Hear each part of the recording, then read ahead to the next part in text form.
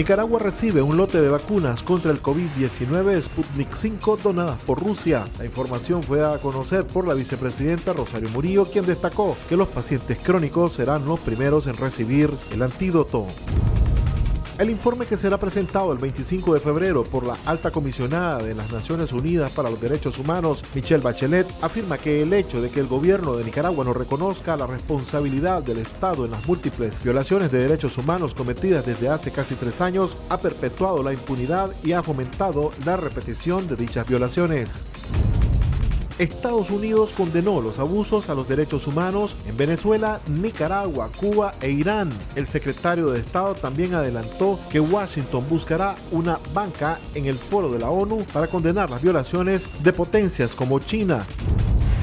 La Comisión Interamericana de Derechos Humanos otorgó medidas cautelares al joven Kevin Monzón Mora, quien a través de su red social TikTok ha publicado videos críticos al gobierno de Nicaragua. Un hombre ataca a puñaladas a un policía en un conflicto callejero en el barrio Los Martínez y recibe un disparo por parte de agentes que acompañaban al oficial herido. Ambos fueron llevados al hospital Elín Fonseca. Autoridades de la Policía Nacional presentan al supuesto autor del reciente asesinato de una mujer en el reparto Chic. El hombre confesó su crimen y añadió que pretendía robar el celular a la víctima. Habitantes de la colonia Nicarao denunciaron a un hombre por sostener relaciones sexuales con un supuesto adolescente en plena vía pública. Estos fueron captados por una cámara de seguridad y temen por la integridad de los menores que transitan en la zona donde hay 2 escuelas. La Organización Mundial de la Salud informó a través de un comunicado que las muertes por coronavirus a nivel mundial cayeron en un 20% la semana pasada en comparación a la anterior y que la desaceleración coincide con el incremento de las personas vacunadas, especialmente en Estados Unidos y Europa. 113.055.037 personas se han contagiado hasta la fecha del coronavirus, 2.506.035 han fallecido y 88.660.768 se han recuperado. 21.888.234 permanecen enfermas con el COVID-19. Hola, ¿qué tal? Bienvenidos a Acción 10 en la mañana, una nueva edición este 25 de febrero del año 2021, dándole la bienvenida en nombre de todo el equipo que hacemos posible esta edición y siempre pidiendo a Dios su protección, su auxilio y sobre todo su guía. Hoy les estaremos acompañando a ustedes Jocelyn Medrano, Daniela Rodríguez Morazán, Odili Vargas. Michelle Polanco tiene los días libres. Vamos a iniciar las informaciones hoy día y diciéndoles que Nicaragua recibió el lote de la vacuna contra el COVID-19 Sputnik 5 donadas por Rusia. La información fue dada a conocer por la vicepresidenta Rosario Murillo, quien destacó que los pacientes crónicos serán los primeros en recibir el antídoto. Veamos el reporte. La noche de este martes llegó a territorio nicaragüense un lote de la vacuna Sputnik 5 donadas por Rusia, las que serán aplicadas de manera urgente a las personas con enfermedades crónicas, según lo dio a conocer la vicepresidenta Rosario Murillo en su intervención de este miércoles en medios oficialistas, sin precisar la cantidad de dosis recibidas. Sobre la llegada de este lote de vacunas que nos permite trabajar ya atendiendo casos de vulnerabilidad por esas enfermedades crónicas desgastantes como la insuficiencia renal, las enfermedades del corazón y los distintos tipos de cáncer.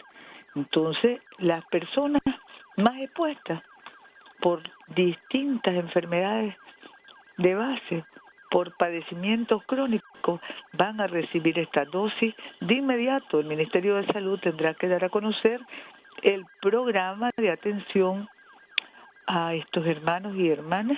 Murillo también señaló que aún se está trabajando de cerca con la India y con el sistema COVAX de la Organización de la Salud para la llegada de las dosis de vacunas con la que se pretende cubrir a un 55% de la población en este año 2021. En los próximos días, el Ministerio de Salud dará a conocer el cronograma de aplicación de las vacunas contra el COVID-19. Para Acción 10, Marjorie Vargas.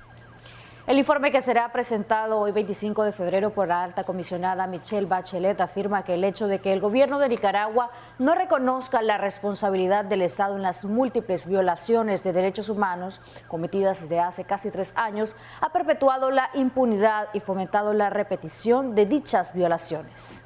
A través de su cuenta en la red social de Twitter, la oficina de la Alta Comisionada para los Derechos Humanos de las Naciones Unidas, Michelle Bachelet, describe que el hecho de que el gobierno de Nicaragua no reconozca la responsabilidad del Estado en las múltiples violaciones de derechos humanos ha perpetuado la impunidad y fomentado la repetición de dichas violaciones. Esto como parte del informe que se tiene previsto sea presentado en la 46 periodo de sesiones del Consejo de Derechos Humanos este jueves.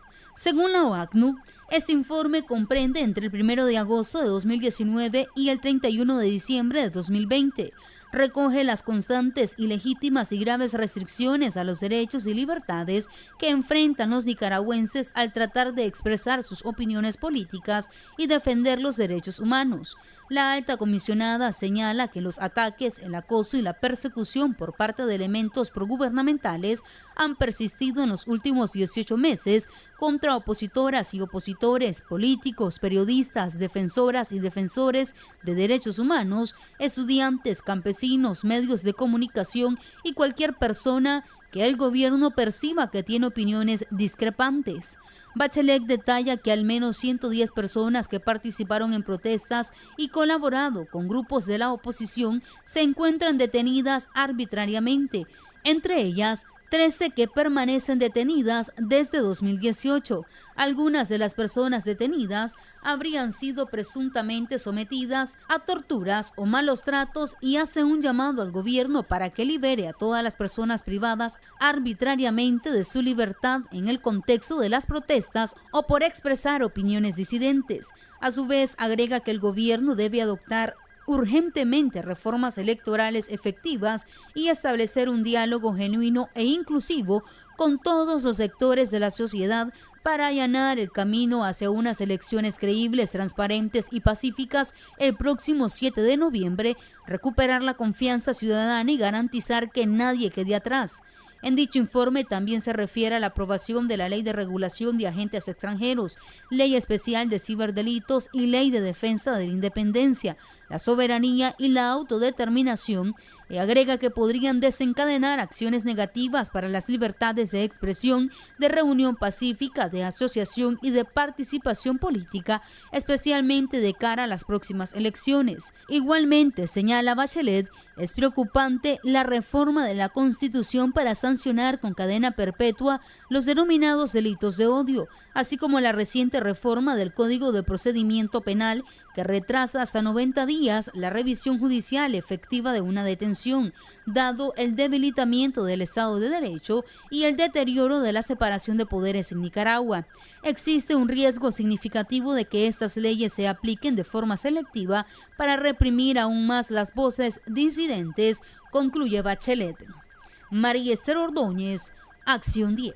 La Comisión Interamericana de Derechos Humanos otorgó medidas cautelares al joven Kevin Monzón Mora. A través de sus redes sociales, este joven ha publicado varios videos críticos al gobierno de Nicaragua. Jocelyn Rojas nos amplía. Este 22 de febrero del 2021, a través de la Resolución 16-2021, la Comisión Interamericana de Derechos Humanos CID otorgó medidas cautelares al joven Kevin Adrián Monzón Mora y su núcleo familiar. La CID señala que Kevin Monzón ha estado expuesto a amenazas, hostigamientos, intimidaciones y actos de violencia, incluso cuando se encontraba bajo custodia del Estado. Los eventos fueron atribuidos a agentes policiales tras realizar diversas publicaciones críticas contra el gobierno en la red social TikTok. La comisión solicitó al Estado de Nicaragua adoptar las siguientes medidas necesarias para garantizar los derechos a la vida e integridad de Kevin Monzón Mora y su núcleo familiar. El Estado debe de asegurar que los derechos de los beneficiarios sean respetados de conformidad con los estándares establecidos por el derecho internacional de los derechos humanos. Efectivamente, el día de ayer él fue beneficiado. Esperamos que la Policía Nacional y el Estado de Nicaragua respete estas medidas y no sea procesado siendo inocente de nuevo, y tampoco que sea perseguido. La vida de Kevin ha estado en peligro inminente y ahora mismo, solo por el hecho de ser una persona con una ideología independiente, ha sido, como lo dije anteriormente, amenazado de muerte.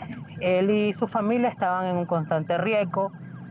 Sí, estamos todo el tiempo monitoreándolo, llamándolo, estamos pendientes de cada cosa que pase con él. Y bueno, y esperamos, como lo dije, que el gobierno de Nicaragua respete las medidas cautelares que le ha otorgado la CIDH.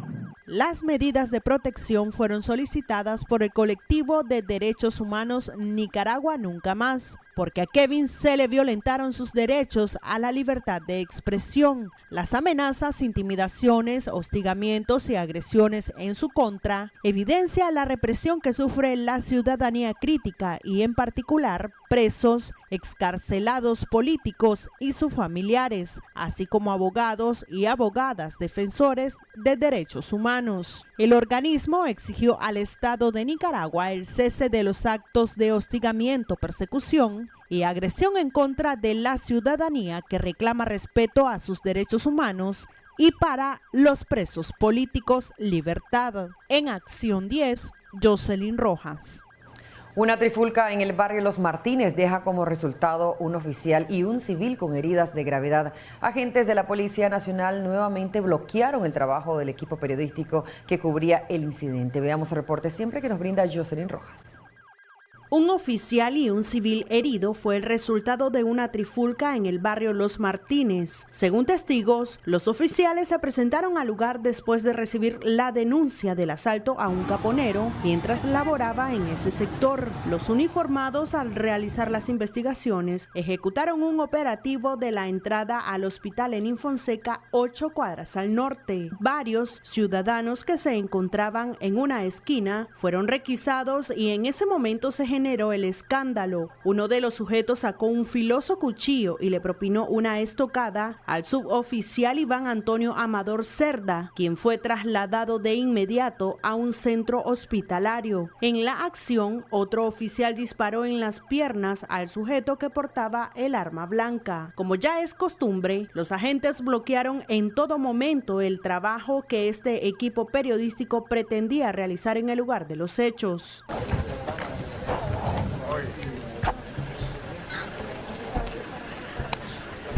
¿Qué medios son ustedes?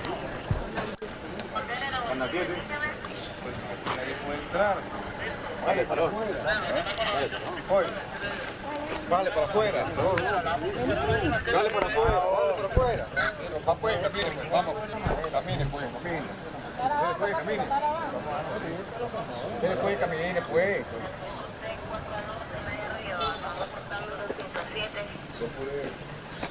¿Y de dónde no podemos pasar? ¿De aquí para dónde? Destruye para allá, pues. Dale, amor, dale, amor. Estoy grabando bien.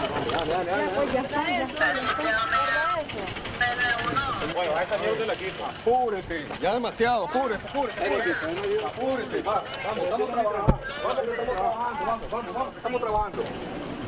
Dale, copiado.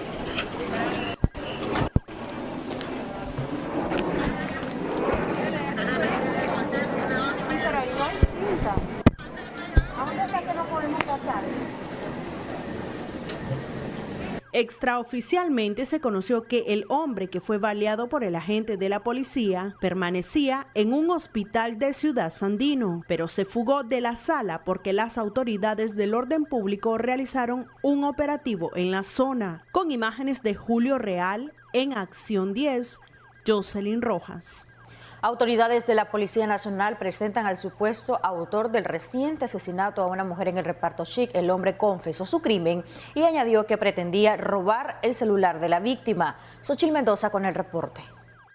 Gerald Josué Torres Oviedo, de 19 años de edad, es el asesino de Ángela del Carmen Romero Mejía, a la que apuñaló cuando salía junto a su pareja de un bar ubicado en el reparto Chip la madrugada del domingo. Según la Policía Nacional, el móvil del crimen fue por robarle su celular. Intimidándolo con arma cortopunzante, cuchillo, para despojar a Ángela del Carmen de un teléfono celular marca Huawei y al oponerse del robo la agredió con el cuchillo provocando su muerte.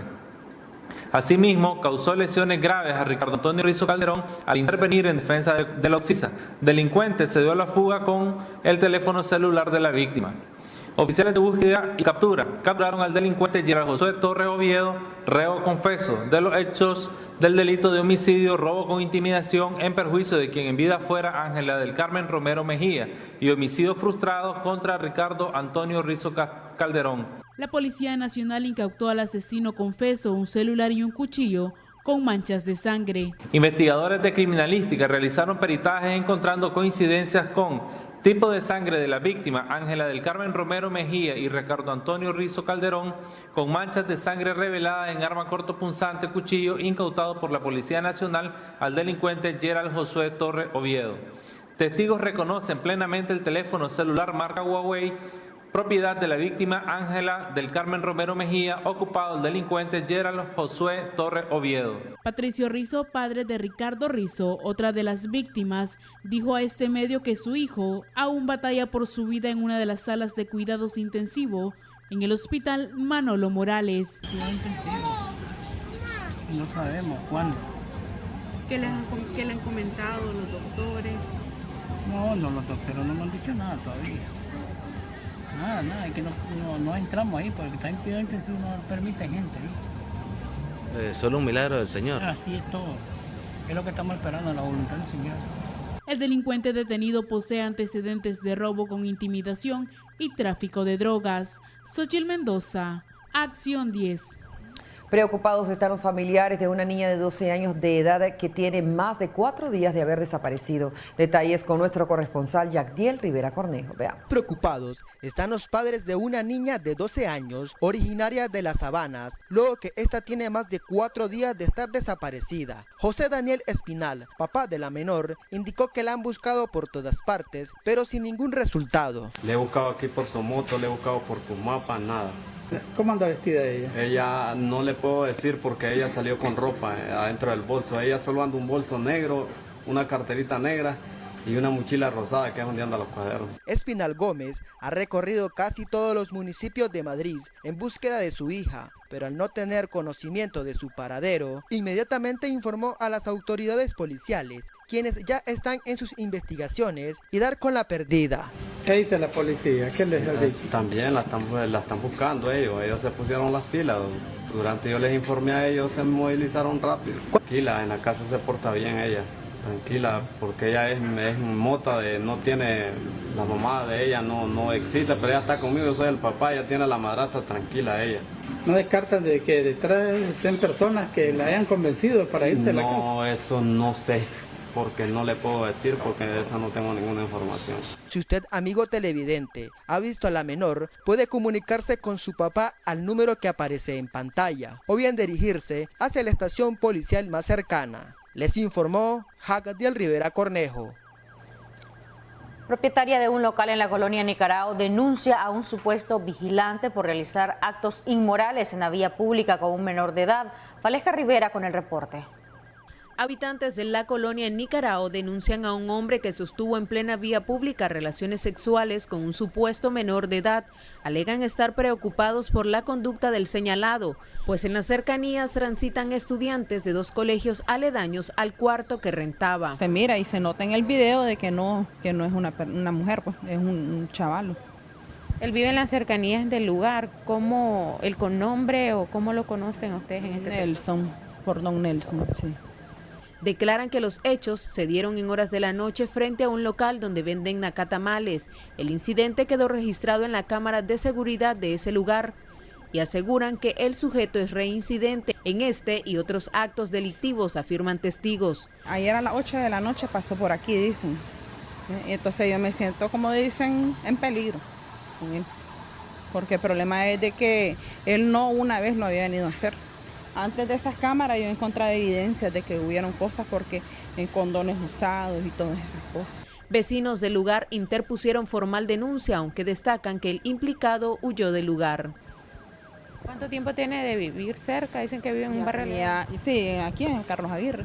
Ya tenía como 10 años, creo yo, más. Sí, un vigilante viejo de aquí, de la colonia. Sí. Sí, él era vigilante de calle por las noches. Sí.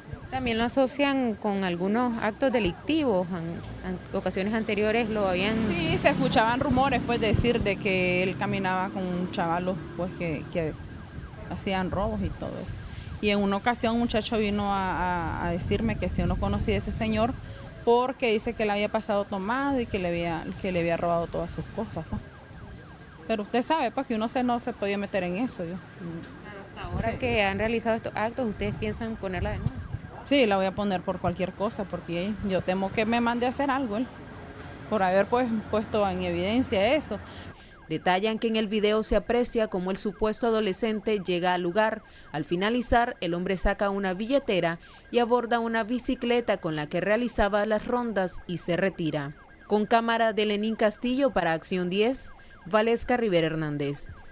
El exceso de velocidad en el que viajaba un hombre a bordo de una motocicleta fue aparentemente la principal causa que lo llevó a estrellarse con un taxi. Esto ocurrió en las inmediaciones del barrio Salinas. Xochitl Mendoza nos cuenta más.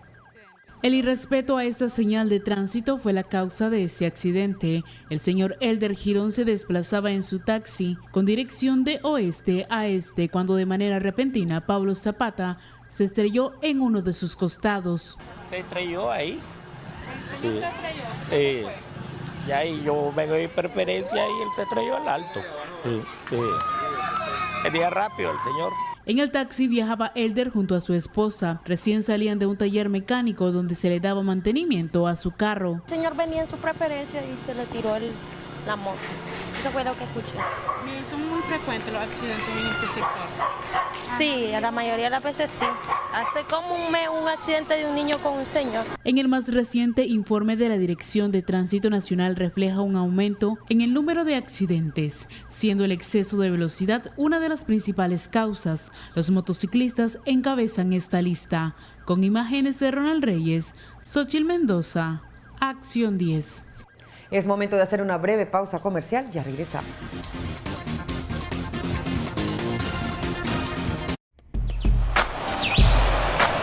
Ya regresamos con Acción 10 en la mañana.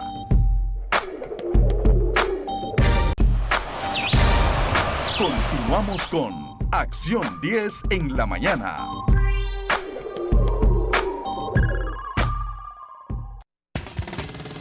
Gracias por continuar con nosotros. Los opositores al gobierno William Caldera y Dani Ruiz, procesados por tenencia ilegal de drogas, armas y objetos explosivos, fueron condenados a más de 16 años de prisión. Los detalles con Valesca Rivera.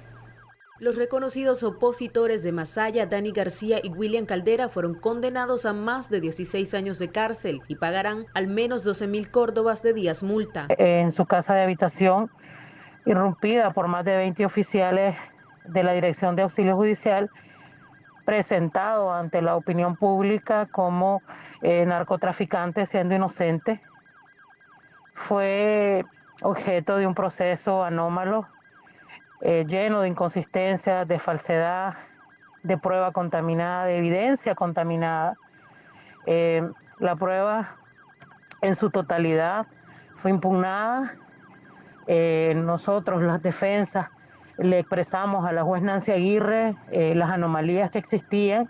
Sin embargo, la juez pues, ha sido el verdugo de los inocentes. A todo aquel opositor que se presente al juzgado 10º distrito de juicio con la doctora Nancy Aguirre es condenado sin pruebas. Estos son acusados de tenencia de artefactos explosivos en perjuicio de la seguridad pública de Nicaragua, entre otros delitos. Voy a apelar, espero que el Tribunal de Apelación en cualquiera de sus salas tenga la decencia de revocar la sentencia ridícula que evidentemente fue objeto Dani García por parte de la juez Nancy Aguirre. Que recuerde a la doctora Nancy que en algún momento dado Nicaragua va a cambiar, vamos a tener democracia y pues todos estos funcionarios judiciales que se prestan para estar condenando autoconvocados siendo inocentes sin prueba van a tener también un proceso. Ellos fueron recapturados el 14 de septiembre del 2020. En el 2018 también estuvieron encarcelados por participar de las protestas en ese departamento. Para Acción 10, Valesca Rivera Hernández. La Unidad Nacional Azul y Blanco ratificó a Félix Maradiaga como su candidato a la presidencia de Nicaragua en las próximas elecciones del mes de noviembre. Xochitl Mendoza con los detalles. La Unidad Nacional Azul y Blanco ratificó este martes a Félix Maradiaga como su candidato a la presidencia, elección que cuenta con un amplio respaldo, manifiestan en una misiva, donde expresan que esta acción se llevó a cabo en una asamblea extraordinaria que contó con la participación de un comité electoral, observación de un notario público y del Consejo Político de la UNAP. A todos y a cada uno de ustedes por ratificarme como el candidato de la Unidad Nacional Azul y Blanco. Un primer gran paso para lograr la Nicaragua que todos y todas merecemos. El politólogo y aspirante presidencial promete ser un presidente que brinde a los nicaragüenses la seguridad de tener un país donde impere la paz y la justicia. Caminaré hombro a hombro con cada uno de ustedes y con todos los nicaragüenses que queremos un cambio de ruta, una ruta que nos lleve a más y mejores oportunidades, con un sistema de justicia que rompa con la impunidad, que permita la paz, la seguridad, el respeto a todas las libertades y con una ciudadanía activa y participativa y además con crecimiento económico sostenible y respetuoso con nuestra tierra. Vamos todos juntos por el derecho a un mejor sistema de salud. Vamos todos juntos por el derecho a salarios que nos alcancen. Vamos todos juntos por el derecho a mejores empleos y oportunidades para los y las jóvenes. Vamos todos juntos por el derecho a mayor seguridad para todos y todas. La UNAP es una de las organizaciones opositoras que pertenece a la coalición nacional, donde otros sectores también han presentado sus candidatos, entre ellos el exreo político Miguel Mora, Luis Fley. Estos tres han firmado un documento de Unidad Nicaragua Primero, donde se comprometen a respaldar la candidatura de quien sea elegido, el líder del movimiento campesino Medardo Mairena, Juan Sebastián Chamorro de la Alianza Cívica y Cristiana Chamorro también lo han firmado. Las elecciones presidenciales están programadas para el próximo mes de noviembre. Xochitl Mendoza, Acción 10. Y el analista político Mauricio Díaz señala que la salida del vicecanciller de Nicaragua, Valdras Jensky, de los 16 cargos que ocupaba en el Estado no representa una buena noticia y añade que quizás obedezca al conflicto que surge entre Nicaragua y Colombia. Valesca Rivera nos amplía. Es peligroso que un funcionario posea más de un cargo, asegura el ex embajador Mauricio Díaz. Esto en relación a la reciente destitución del vicecanciller Valdras Jensky, que este 1 de marzo dejará los 16 puestos que ocupa en el Estado. Y comienza a irrespetar todo el sistema jurídico que se había logrado crear, como la ley de carrera pública, pues, ¿verdad? O en la Cancillería el escalafón diplomático. ¿Por qué? Porque este gobierno actúa por sí y ante sí y ha venido escalando en el control omnímodo del aparato del Estado, convirtiendo al Estado en una maquinaria cuasi partidaria. Díaz destaca el secretismo con el que se han llevado a cabo las destituciones, que generan una mala percepción a nivel internacional. Pero no nos asuste el estilo en que de la noche a la mañana quitan y ponen. No hay transparencia, nadie sabe por qué los cambian, nadie sabe cuáles son los méritos de que envíen a X o Y funcionario a un cargo.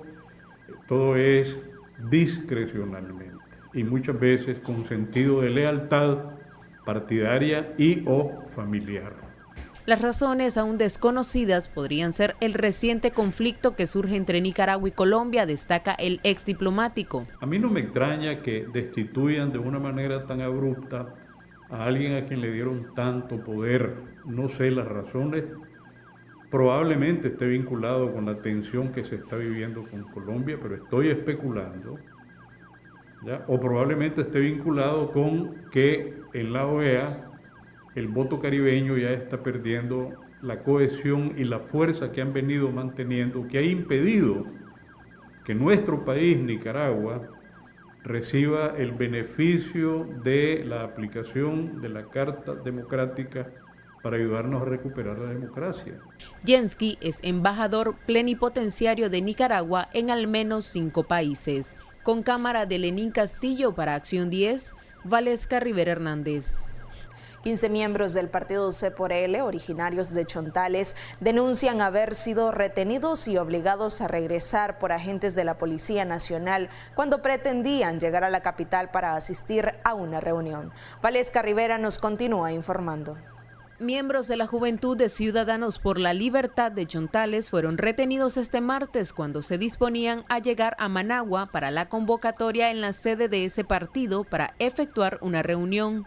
En la caravana viajaban al menos 20 integrantes que fueron requisados, asegura Augusto Valle, fiscal nacional de C por L. Tema que podían viajar como partido político, pero posteriormente él recibió instrucciones superiores y los hicieron retornar hacia Nueva Guinea, custodiados por 2 móviles, entre ellos la móvil 908 con placa de Managua, que los están dirigiendo a Nueva Guinea, que de alguna manera nos obstruyen la labor. Yo digo, ¿por qué razón a menos de 9 meses de ir a una contienda electoral, siempre y cuando existan reformas electorales, siempre y cuando se restituyan los derechos, siempre y cuando liberen a los presos políticos, a 8 meses y medio nosotros ni siquiera podemos organizarnos? Quien denunció cómo el gobierno realiza libre movilización para su permanente propaganda política con resguardo de la sancionada policía. Me llena indignación. Me llena indignación observar cientos de activistas sandinistas con medios del Estado a toda puerta en las calles principales, en las cabeceras principales de Nicaragua, haciendo promoción a su bandera, a sus signos, a sus símbolos, y la policía custodiándolo. Hechos como estos se vuelven más comunes a pocos meses de que dé inicio oficialmente la campaña electoral. Para Acción 10, Valesca Rivera Hernández. En noticias nacionales, Juan Carlos López, experto en derecho de los consumidores, manifiesta que ya se comienzan a evidenciar los efectos del cobro de impuestos por rótulos a través de la reciente ley aprobada por autoridades del gobierno. La ley de rótulos, promovida por Ortega Murillo y aprobada por la Asamblea Nacional el 10 de diciembre del año pasado, ya comenzó a hacer efectos en la capital. Muchas empresas o negocios que no están dispuestos a pagar el impuesto de 5 y hasta $1,000 al año arrancaron su publicidad. Y claro está, nadie quiere estar pagando en materia de recaudación. Lo preocupante es que el Estado o el gobierno, por así decirlo, sigue implementando políticas de recaudación tributarias en rubros que son sentidos realmente. Entonces preguntaremos por qué el Estado no hace un esfuerzo, un sacrificio de multar o ser más riguroso con el tema del tema de la multa ambiental, la gente que bota basura, grandes empresas, etcétera. Pues creo que ahí pudiera ser un favor mayor a la población socialmente, y por otro lado en otros rubros de mayor integración desde el punto de vista social. Son temas que, el tema del transporte también, yo te aseguro que no hay mucha sanción a los transportistas y le puede sacar el jugo a determinados sectores. Lo que es notorio que el gobierno, como esta ley de rótulo, entre otras de políticas de recaudación, lo que hace es realmente aplicarlo a maneras sentidas, pues como las reformas tributarias en productos de la canasta básica, por ejemplo. Entonces el gobierno no se quiere fregar, por así decirlo, aplicando sanciones en determinados grupos que le puede sacar, por así decirlo, mayor cantidad de recaudación de impuestos. Los pequeños negocios que se dedicaban a elaborar todo tipo de rótulos tendrán que cerrar operaciones ante la falta de clientes. De hecho, Managua está sobrepoblada de rotulaciones o de publicidades que realmente puede ocasionar afectaciones. Lo que sí creo que esto va a ocasionar en caso de que vayan más empresas quitando sus rotulaciones y los tamaños como tal, es que creo que van a mirar más a plataformas meramente más virtuales. O sea, la inversión ya no va a ser en este segmento, sino que van a utilizar más el mercado virtual, redes sociales, Facebook. O sea, creo que le van a tener que pagar a empresas multinacionales para que obviamente le hagan un trabajo de mayor en bagaje audiovisual más que las rotulaciones que ponen de manera física. Mucha gente trabajaba en esto. Sí, de hecho hay negocios que realmente van a ir fracasando, otros que han fracasado porque obviamente van a tener menos demanda prácticamente. Las pequeñas pulperías, iglesias católicas y evangélicas, así como el Estado mismo, están exentos del impuesto. Los impuestos se aplican en rótulos de más de 2 metros cuadrados. Con cámara de Erasmo Hernández, José Abraham Sánchez, Acción 10. Continuamos con Acción 10 en la mañana.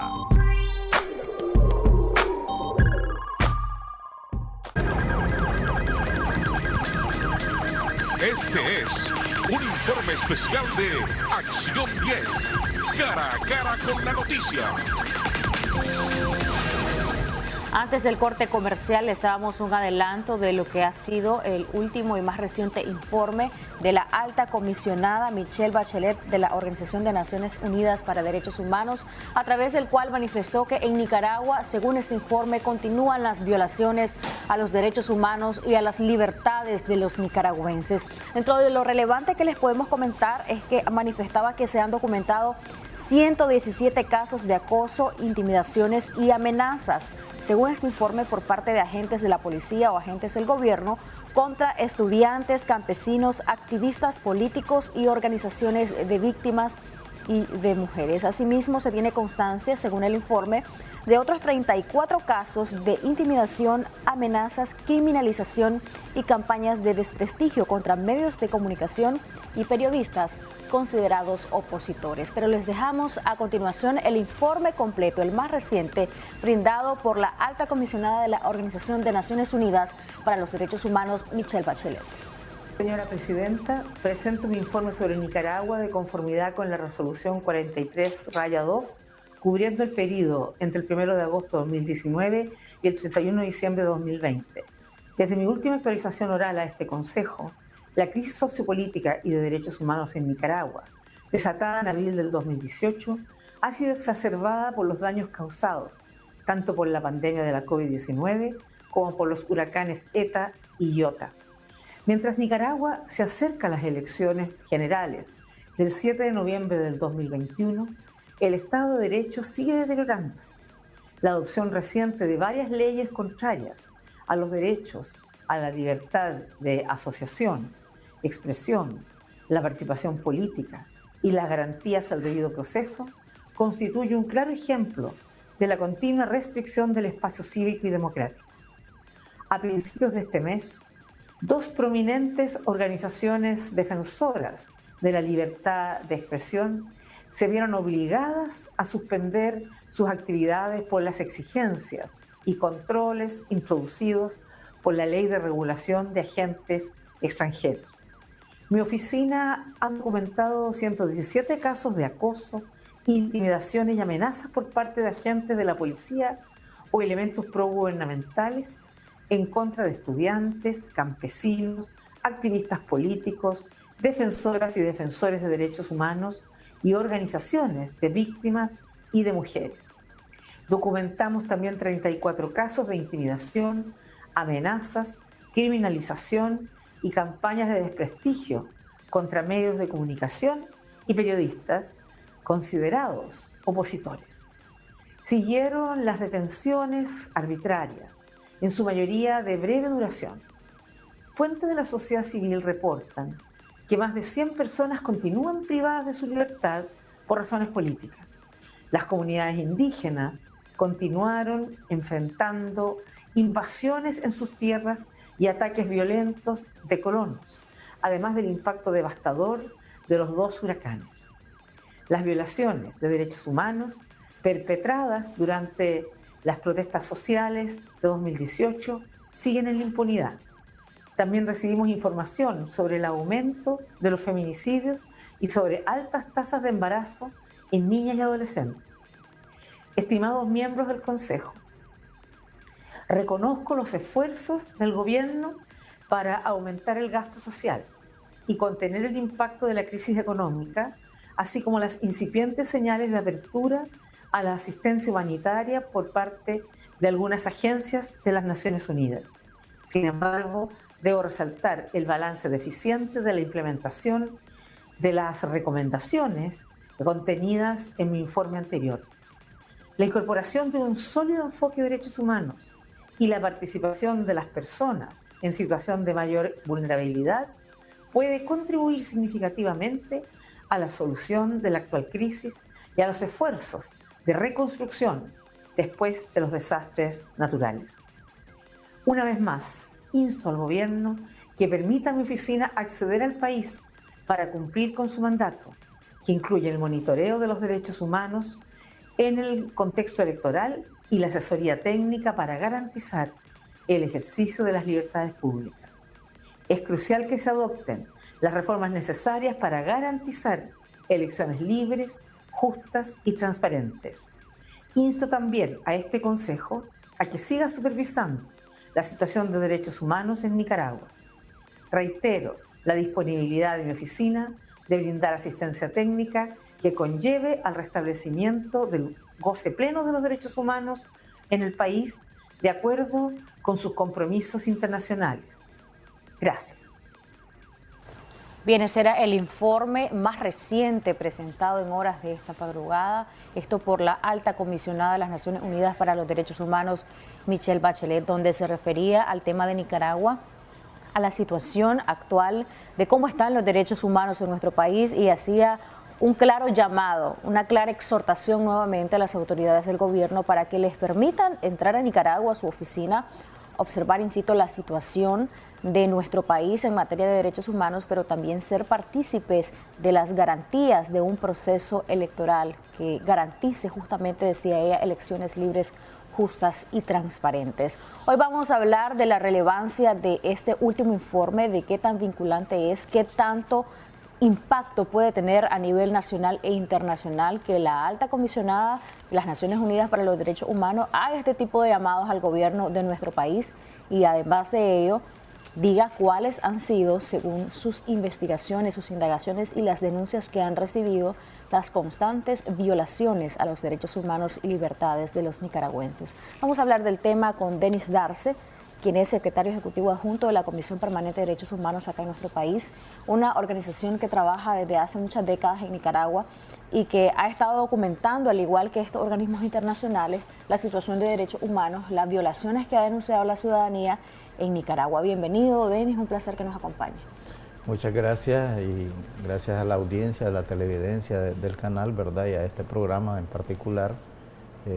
Lamentablemente pues estamos siempre denunciando de que la situación de violaciones de derechos humanos no ha cambiado. Quiero iniciar con algo, Denis, y la alta comisionada decía que en el caso de Nicaragua han hecho múltiples llamados al gobierno y realizó nuevamente hoy día un llamado a las autoridades de gobierno para que les permitan ingresar acá a nuestro país. Recuerdo que cuando se dio que organismos de derechos humanos y organismos multilaterales salieron del país, el presidente Daniel Ortega en entrevistas con periodistas de cadenas internacionales decía, no, a ellos no se les expulsó, simplemente se les notificó que su periodo de asistencia o el trabajo que estaban realizando en Nicaragua ya había finalizado.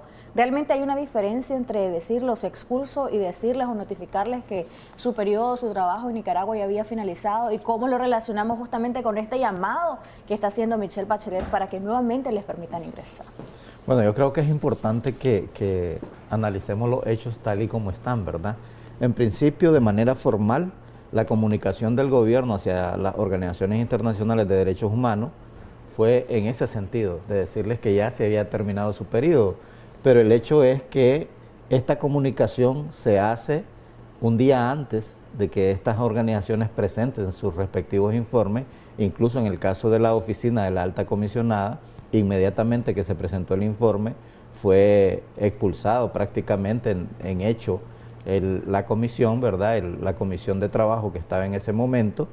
Y si vemos lo que sucedió posteriormente, nos damos cuenta que sí, en realidad, en el hecho fue una expulsión, aunque diplomáticamente no se le llame así, ¿verdad? Vemos cómo inmediatamente después de publicado el informe empezaron las críticas oficiales del Estado, negando el contenido del informe en cada uno de los momentos que incluso ante los informes que ha presentado la alta comisionada ante el Consejo de Derechos Humanos, también ha habido una posición de negación del Estado y desacreditación de los informes que los organismos han venido presentando.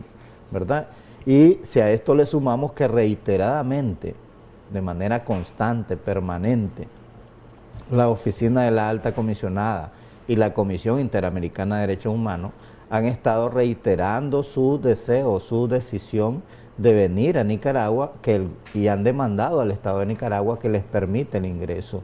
Incluso, ¿verdad?, estos organismos han ofrecido asistencia técnica al Estado de Nicaragua para buscar soluciones y para poder hacer la aplicación de las nuevas leyes en el marco de los estándares internacionales de derechos humanos.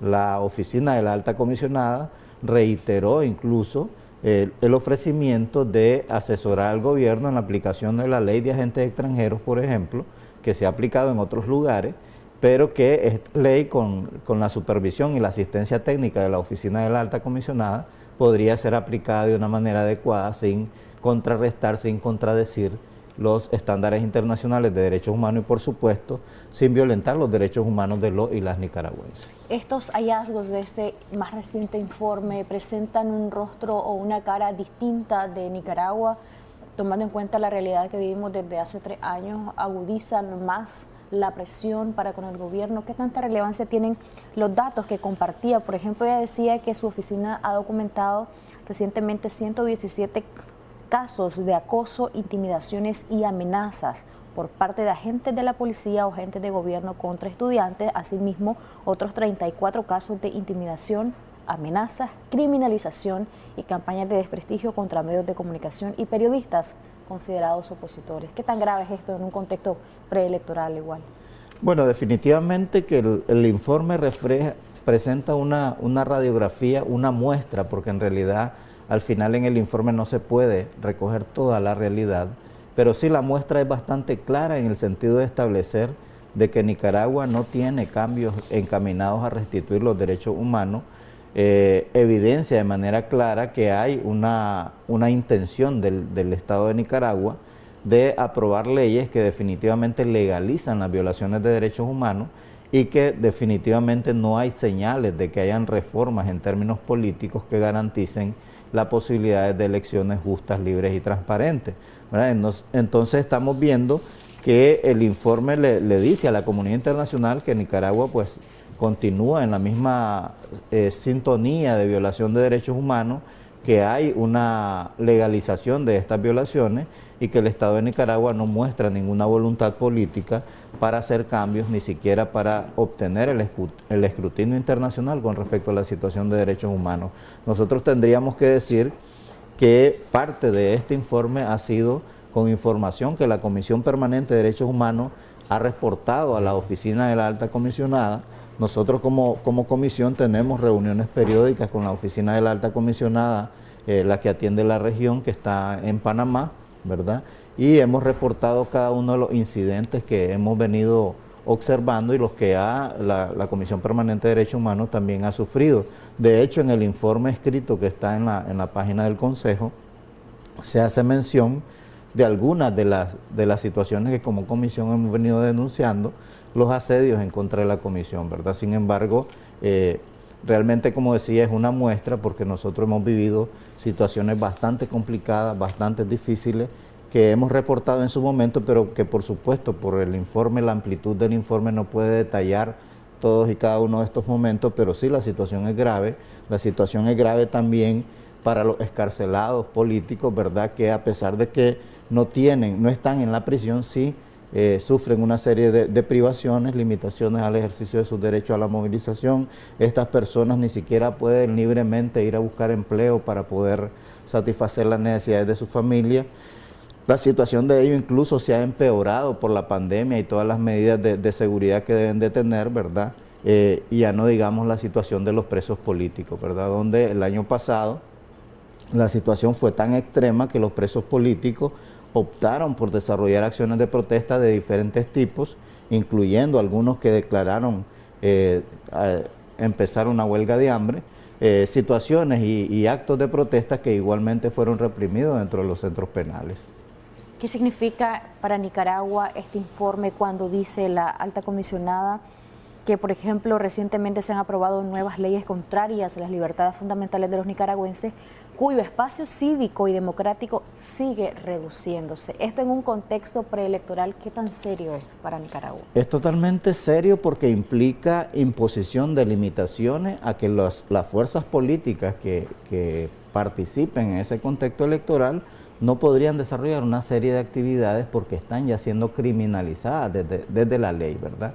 La ley de agentes extranjeros ya limita a aquellas personas que tienen aspiraciones a cargos políticos de elección popular a que puedan participar en esas elecciones si han recibido financiamiento externo, ¿verdad? Esa es una de las limitaciones. También la ley última sobre soberanía y la paz y la autodeterminación de los pueblos establece claramente que aquellas personas que según el Estado hayan participado en actos que contradicen estos principios no podrían participar en elecciones, ¿verdad?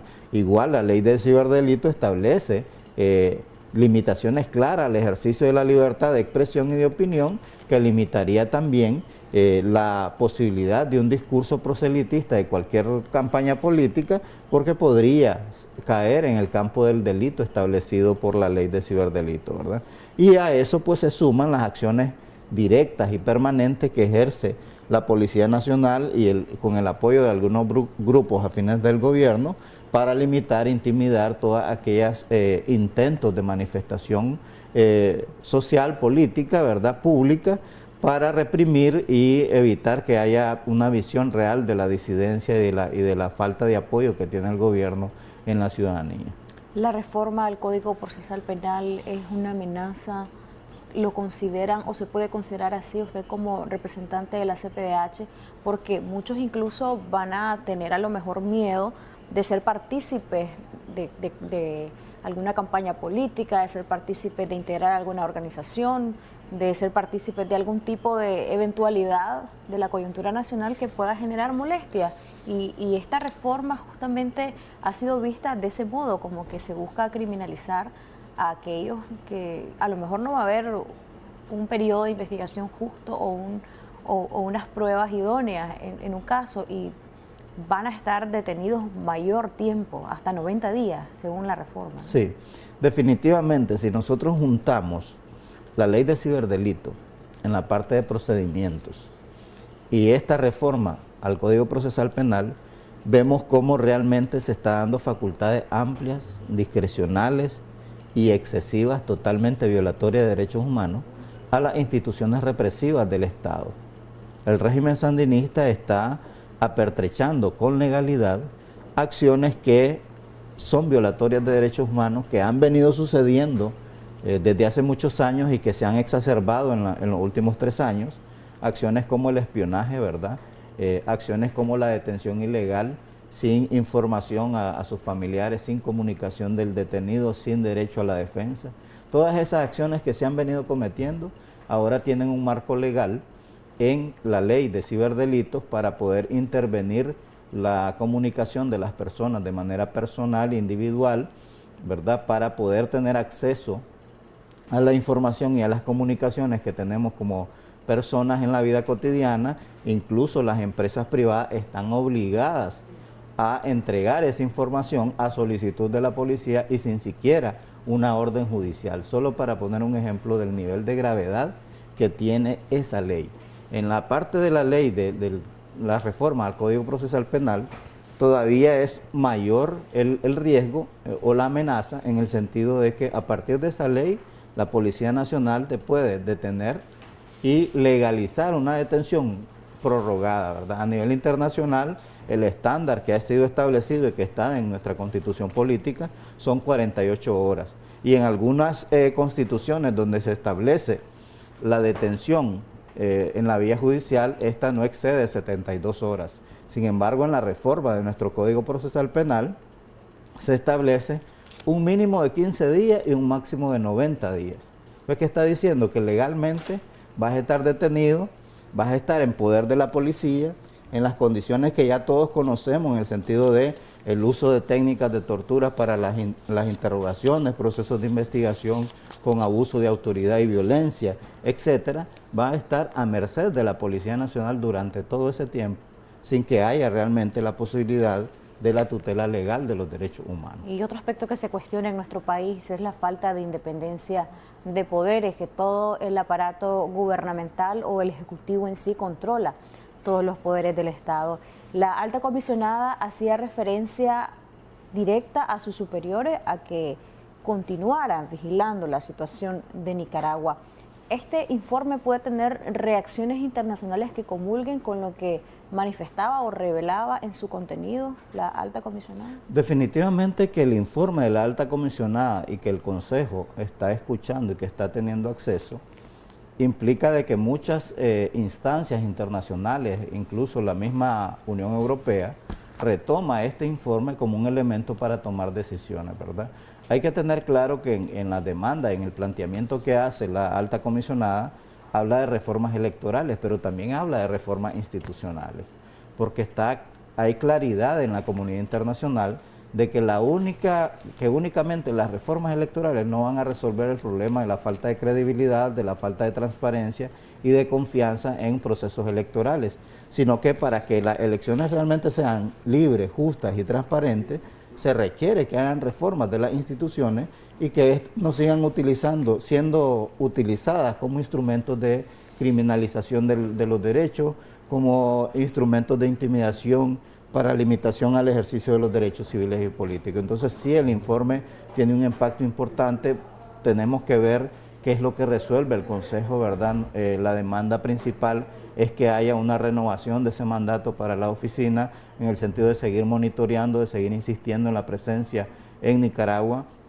Esperamos que también el Consejo reitere al Estado de Nicaragua la necesidad de que la oficina de la alta comisionada que vengan también los grupos de expertos en tortura, detenciones arbitrarias, en ejecuciones extrajudiciales. Que se les deje entrar a los penales, por ejemplo. Que se permita el ingreso a los centros penitenciarios, ¿verdad? Y la posibilidad de hablar de manera privada y sin restricción con los presos políticos y con los privados de libertad que también están sufriendo una serie de violaciones de derechos humanos. El informe tiene ese impacto y nosotros esperamos como Comisión Permanente de Derechos Humanos que el Consejo retome y reitere al Estado este planteamiento. Incluso el secretario ejecutivo de la Comisión el día de hoy también presentó su ponencia ante el Consejo, donde reiteró estos mismos puntos.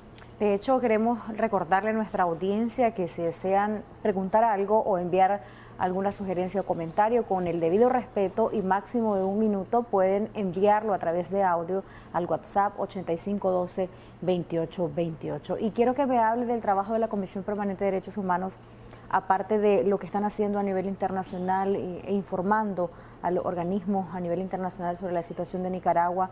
¿Cómo ustedes han estado, ese ritmo de denuncias, ese ritmo de situaciones arbitrarias que son denunciadas por la ciudadanía, se ha mantenido a lo largo de estos últimos meses o ha disminuido? Sabemos que es un parámetro muy importante de cara a este año, que es un año en el que Nicaragua va a ser observada desde afuera y desde adentro. Mucha gente va a estar pendiente de este proceso electoral, si es que se da, como aparentemente va a ser así. Sí, definitivamente que la cantidad de denuncias resulta ser un indicador importante y a nivel internacional es un elemento que también lleva consideración. Sin embargo, el Estado de Nicaragua está consciente de esa situación y por ello ha desarrollado una serie de acciones encaminadas a limitar el trabajo de nosotros como Comisión Permanente de Derechos Humanos y sobre todo también a intimidar a la población para que no interponga denuncias, ¿verdad? Nosotros como comisión, atendiendo esa estrategia de intimidación, hemos desarrollado otras estrategias encaminadas a mantener la posibilidad de la ciudadanía de interponer denuncias. Hemos abierto números de WhatsApp para que la gente pueda denunciar, utilizando siempre y manteniendo el criterio de objetividad, verificación de la persona denunciante, identificación plena y verificación sobre los hechos. De igual manera hemos abierto el canal de las denuncias a través del correo electrónico, ¿verdad? Y también está habilitada nuestra aplicación en Google Play, ¿verdad? Para descargar gratuitamente y también interponer denuncia. Además de eso, pues tenemos otras actividades a través de las cuales llegamos a donde la población a recibir sus denuncias. En ese sentido, pues en realidad las denuncias con respecto al año pasado tienen una reducción del 50%, ¿verdad? Que está matizada, digamos, por la situación de intimidación que ya mencionaba y también de la pandemia, ¿verdad? Sin embargo, para nosotros es bastante evidente que las violaciones de derechos humanos continúan. Hemos identificado de manera clara como objetivo de todas las acciones de represión a los excarcelados políticos. Sabemos que muchos de ellos ni siquiera les permiten salir de su casa. Incluso nosotros como comisión hemos desarrollado acciones de verificación y de visita a ellos, en una de las cuales incluso el equipo de la comisión fue detenido, ¿verdad? Y puesto en libertad posteriormente, que fue el 21 de diciembre. Y a través de esas acciones nosotros vamos verificando que las violaciones de derechos humanos continúan. Sabemos que la demanda de acceso a la justicia sigue siendo negada de manera reiterada. Nosotros continuamos en los procesos de investigación y documentación de las graves violaciones de derechos humanos. Ya hemos intentado poner denuncias ante el Ministerio Público, las cuales han sido rechazadas, y vamos a continuar en la demanda de acceso a la justicia, ¿verdad? A pesar de todas las limitaciones, a pesar de las trabas que nos están poniendo como Comisión Permanente de Derechos Humanos, vamos a continuar en este trabajo, ¿verdad? Independientemente de que el Estado le convenga o no le convenga, nuestro trabajo es principalmente estar del lado de la ciudadanía y trabajando objetivamente, ¿verdad? Para tener la información, para registrar las violaciones de derechos humanos de manera imparcial y para informar también con base y con documentos en mano a los organismos internacionales de derechos humanos sobre esta situación. En el caso de la Comisión Permanente de Derechos Humanos, sabemos que habían tenido o tienen aún, y queremos saber justamente eso, si continúan esas dificultades para inscribirse, registrarse como un agente extranjero, y en algún momento incluso se especuló que podrían ustedes cerrar, y tuvimos acá al secretario ejecutivo quien decía que eso no va a pasar, que aunque sea debajo de un árbol ahí van a estar trabajando. ¿Cómo continúa esta situación? Porque era algo que también destacaba la alta comisionada Michelle Bachelet de las recientes leyes aprobadas que amenazan a algunas ONG. Pues realmente la situación no ha avanzado mucho, ¿verdad? Nosotros continuamos en el proceso de juntar toda la información que está pidiendo el Ministerio de Gobernación. Como ya decía en su momento el doctor Carmona y la doctora Sequeira, que han estado también hablando sobre el tema a nivel público, cada vez que se visita la oficina de registro de asociaciones, hay un nuevo requisito. Nosotros hemos demandado de manera reiterada al Ministerio de Gobernación que presente por escrito cuáles son los requerimientos específicos que quiere de la comisión para nosotros hacer un solo proceso de juntar esa documentación y presentarla. Sin embargo, la oficina del Ministerio de Gobernación se ha negado a entregar nada por escrito, y cada vez que se presenta información ellos piden algo más, ¿verdad? Y eso implica pues estar obstaculizando el proceso de trabajo de nosotros y limitando el ejercicio del derecho a defender derechos. El otro elemento que también queremos destacar es que nosotros interpusimos un recurso de revisión. La expectativa era que la ministra de Gobernación conociera la situación y tomara medidas correctivas para garantizar de que ese proceso se desarrolle de la manera adecuada, de la manera formal y apegado a la ley. Sin embargo, cuando se fue a presentar el recurso, no quiso recibirlo nadie en el Ministerio de Gobernación, ¿verdad? Se negaron a recibir dicho recurso, y entonces nosotros optamos por la decisión de enviarlo por la vía postal, ¿verdad? Antier recibimos el rechazo de la comunicación por vía postal, ¿verdad? Lo cual nos deja en total indefensión, violando el derecho constitucional al recurso correcto, ¿verdad? Y nosotros vamos a continuar en esa vía, agotando todos los procedimientos formales y legales para demandar que nuestro derecho sea protegido, sea tutelado. Durante estos años, estos últimos 2, 3 años, hemos visto una retórica de parte de las autoridades del gobierno de nuestro país, incluso del mismo presidente, diciendo que estos informes a nivel internacional y informes de organismos como CPDH, incluso a nivel nacional, no tienen la objetividad, que son informes parcializados. ¿Qué pasa si continuamos viendo este mismo discurso de parte del presidente y de su gabinete, sus autoridades, y no se acatan estos informes justamente en un año donde van a haber elecciones? ¿Pueden haber otras acciones más allá de dar más informes?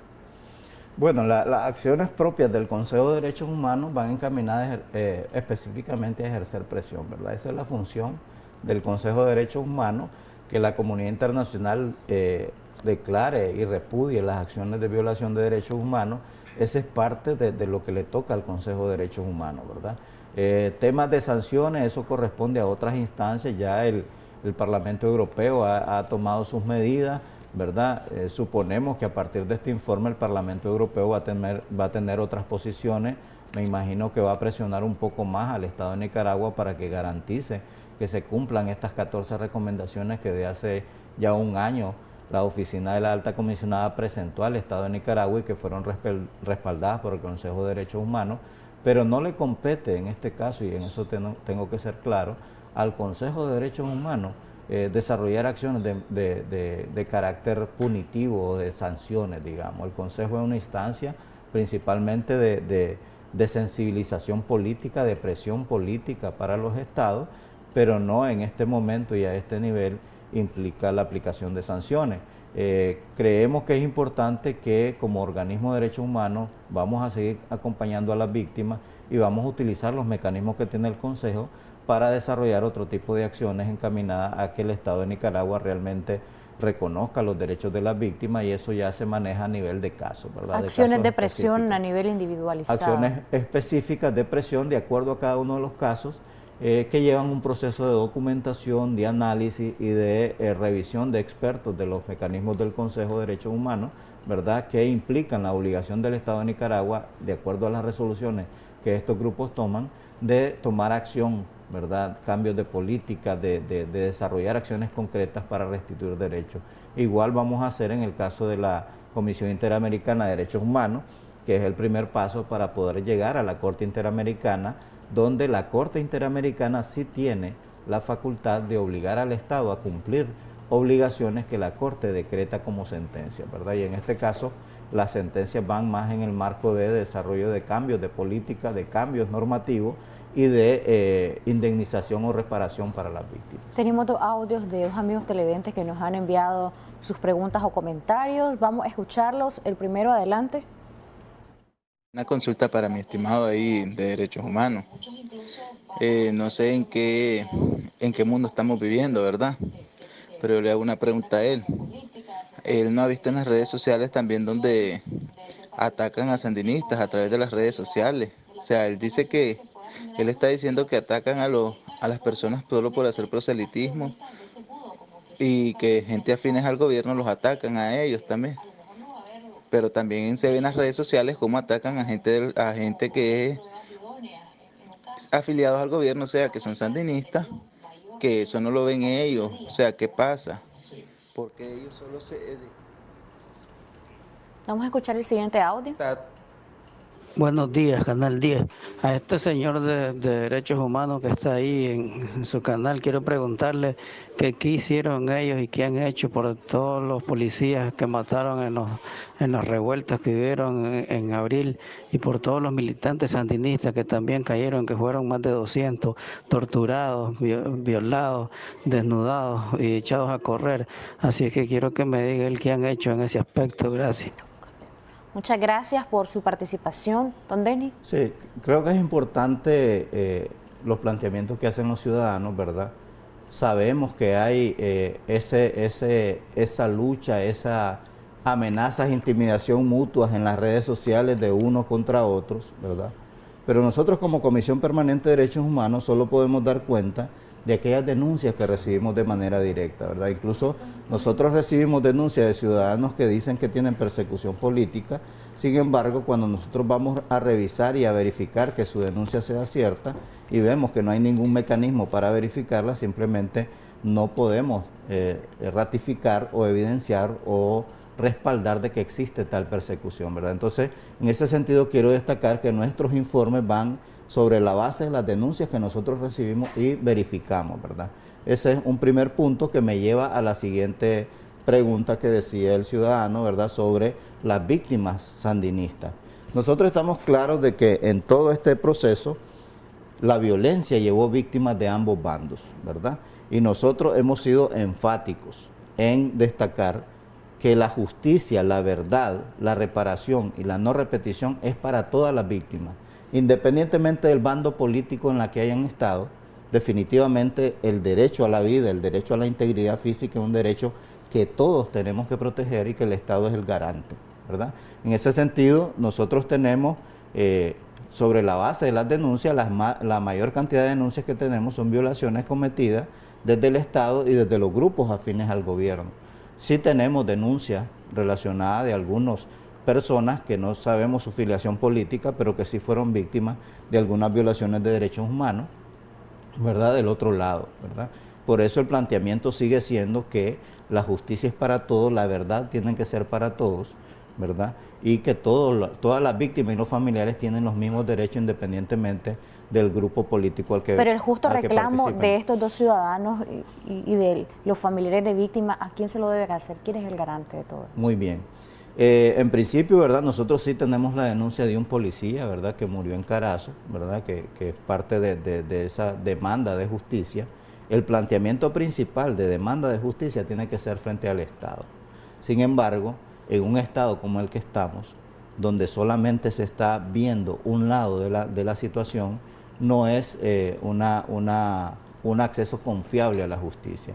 Ya hemos dicho, ¿verdad? Se han presentado algunas denuncias que han sido rechazadas por el Ministerio Público sin siquiera abrir los procesos de manera adecuada, ¿verdad? Y eso podría suceder en cualquier otro caso que esté vinculado a los hechos y a las protestas. No sabemos, ¿verdad?, si las víctimas y los familiares de gente sandinista que ha sido sufrido en eso, ya tuvieron mecanismos de reparación. Sabemos que hubo una ley que impulsó el gobierno, sabemos que algunos casos fueron reparados, ¿verdad? Todavía no sabemos sobre el tema de la justicia, pero sí que quiero enfatizar que nosotros hablamos sobre la base de las denuncias que tenemos concretas, las denuncias recibidas. Nosotros, por ejemplo, hablamos de presos políticos en la cantidad de denuncias que nosotros tenemos y que hemos verificado y que estamos representando presos políticos. Igual manera, nosotros hablamos sobre el derecho de acceso a la justicia de víctimas y familiares en aquellos casos donde las víctimas son mortales. Hablamos sobre las denuncias que nosotros tenemos, no hablamos sobre la totalidad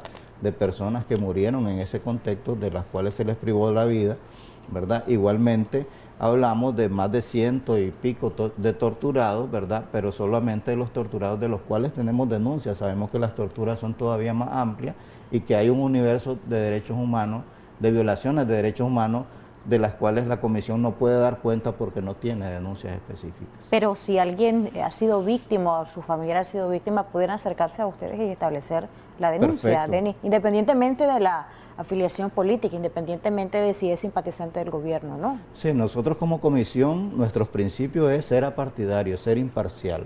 Cualquier persona que llegue a la comisión a interponer su denuncia se le da el mismo tratamiento, el mismo procedimiento, independientemente de su afiliación política, ¿verdad? Como comisión es nuestra responsabilidad, es nuestra obligación y hemos estado recibiendo las denuncias de todo ciudadano que llega, ¿verdad? Y no le preguntamos si es de aquí, de este bando o si es del otro. Para nosotros una violación de derechos humanos no tiene ningún color político porque al final la persona, el individuo, es el que porta, es el titular de los derechos humanos. Y el victimario puede ser de diferente camiseta, pero para nosotros la prioridad principal es y va a seguir siendo la víctima.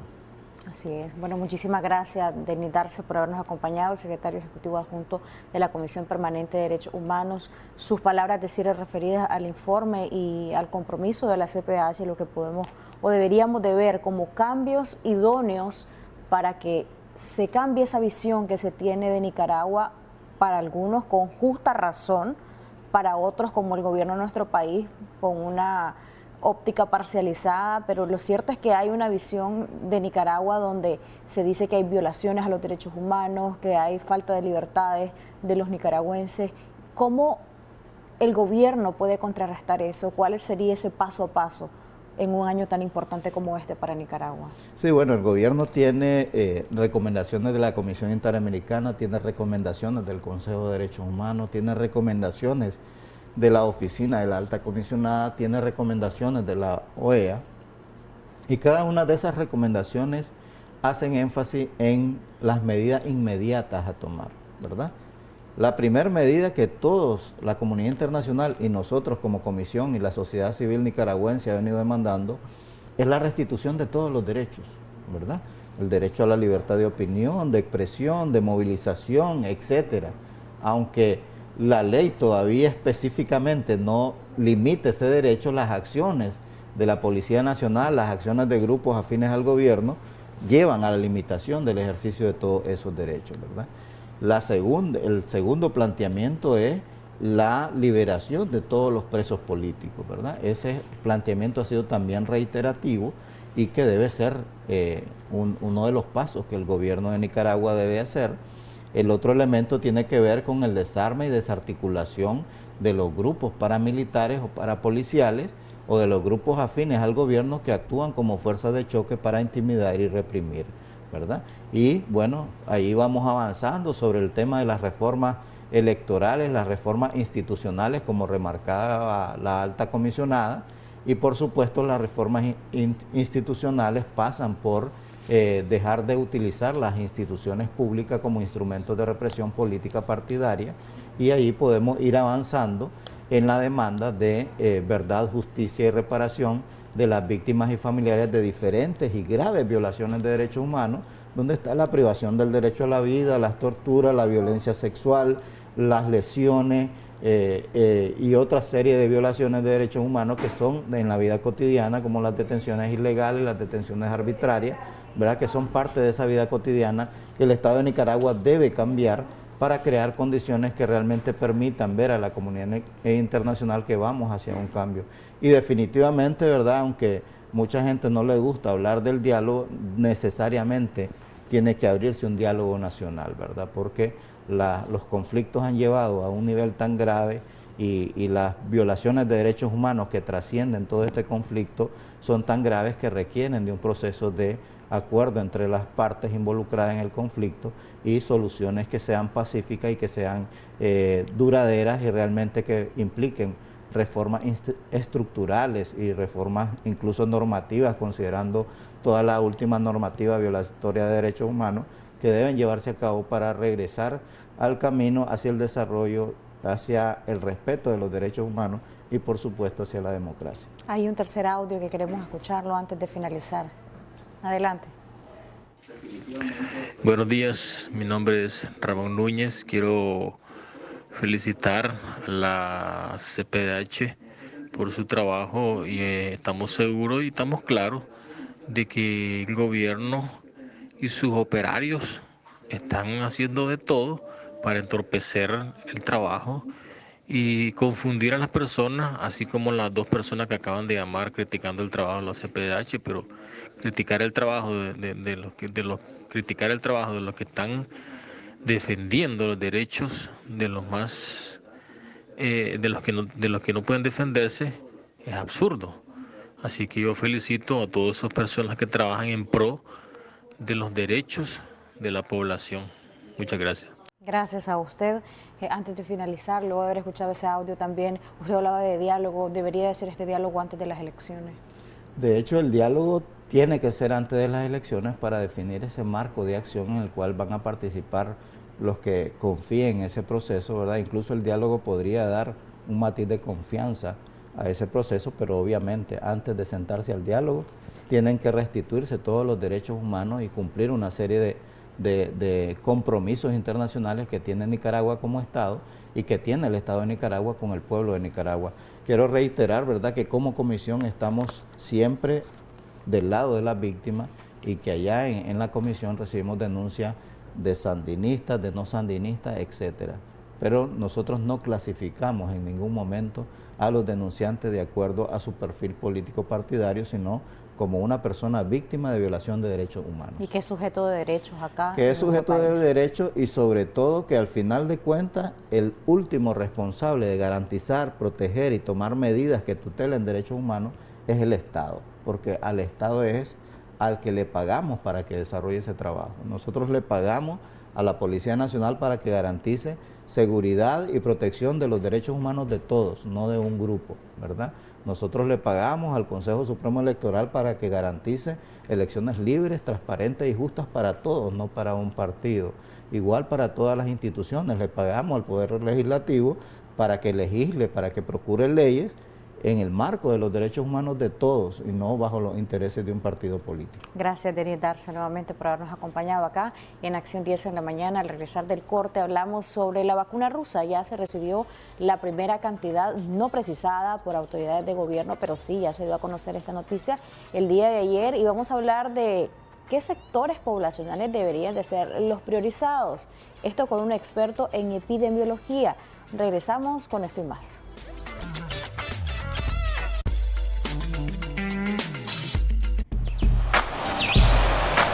Ya regresamos con Acción 10 en la mañana.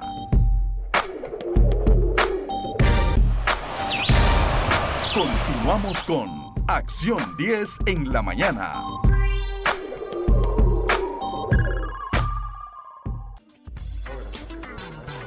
Seguimos en Acción 10 en la mañana. Gracias por continuar con nosotros. Les dábamos a conocer y recapitulábamos que el día de ayer la vicepresidenta Rosario Murillo hablaba sobre el primer cargamento de vacunas que ya vino a nuestro país, la vacuna rusa en este caso. Aunque no precisó la cantidad, sí se refirió a que van a ser priorizados aquellos sectores vulnerables. Dentro de estos sectores mencionó a los pacientes con insuficiencia renal, por ejemplo, y aquellos otros que tienen algún tipo de enfermedad crónica. ¿Cuáles deberían de ser estos sectores? ¿Cómo se debe manejar la información de la vacuna con la ciudadanía? Hay quienes dicen no me la pongo, me da miedo. Hay quienes dicen sí me la quiero poner, ojalá me la pongan a mí. Pero todas estas dudas que tiene la población, ¿cómo las deberían de manejar desde las autoridades de gobierno? ¿Se debería hacer una campaña, por ejemplo? ¿Y qué sectores deben de ser los priorizados en primera instancia? Nos acompaña el doctor Alejandro Lagos, médico epidemiólogo que está acá con nosotros. Doctor, bienvenido. Y desde que entró acá, uno que otro de nosotros le estábamos haciendo consultas porque existen muchas dudas en cuanto a la aplicación de la vacuna. ¿Qué porcentaje de la población podría ser inoculado en los primeros meses de acceso a esta vacuna? En fin, tantas cosas.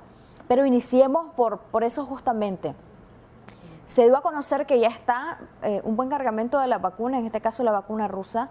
¿Qué tan efectiva es esta vacuna y qué sectores deberían de ser los priorizados, aparte de lo poco que mencionó la vicepresidenta? Muchas gracias, Jocelyn. Buenos días. ¿Verdad? Realmente pues no nos sorprende de que tengamos la Sputnik 5 ya en Nicaragua.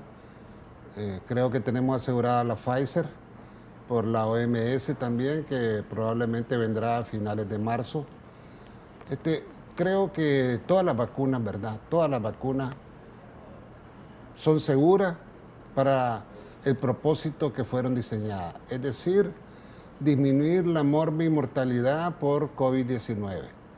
¿Eso qué quiere decir? Pues que con esto vamos a disminuir la posibilidad de enfermarnos y disminuir también la posibilidad de complicarnos y llegar a un hospital, y en algunos de los casos pues la mayoría que llega a la unidad de cuidados intensivos pues fallece. Es un alto índice pues de muerte en la UCI. Pienso que el gobierno debe tener un protocolo ya diseñado, porque para haber hecho una propuesta a COVAX, ¿verdad?, que es el organismo, ¿verdad?, el mecanismo por el cual nos van a donar ese 20% para capacidad de vacunar a la población nicaragüense, pues tuvieron que haber presentado un proyecto, ya, un diseño, cómo la iban a usar, a quién se la van a poner, pero lo más lógico es que esta priorización que se debe hacer debe escogerse a los que están en mayor riesgo, no los que son más vulnerables, no, esa es otra cosa diferente. A los que están en mayor riesgo de acuerdo a la experiencia que se ha venido teniendo. Hablamos de riesgo de complicación, de enfermarse y de complicarse. De enfermarse, de adquirir la enfermedad. Estos son, ¿verdad?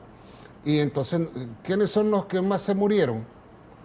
Desde diciembre del 2019 a esta parte, ¿quiénes se han muerto? Los ancianos, las personas de la tercera edad.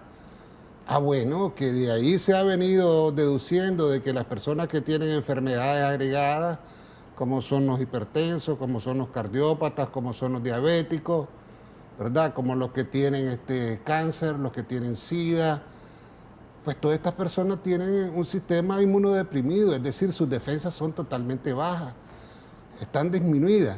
Entonces, este es otro grupo de población objetivo a ser vacunada. Pero, ¿verdad? Creo que si todas las vacunas han hecho ensayos clínicos en fase 1, fase 2, fase 3, han sido en mayores de 18 años hasta los 100 años, ¿verdad? No hay límites. Es más, la OMS ha dicho que no pone límites a quienes se van a aplicar la vacuna. Que han venido creándose, ¿verdad?, comentarios de una y otra cosa por cuestiones comerciales. Pero la verdad es que todas las vacunas que se han elaborado han sido hechas por compañías pues serias.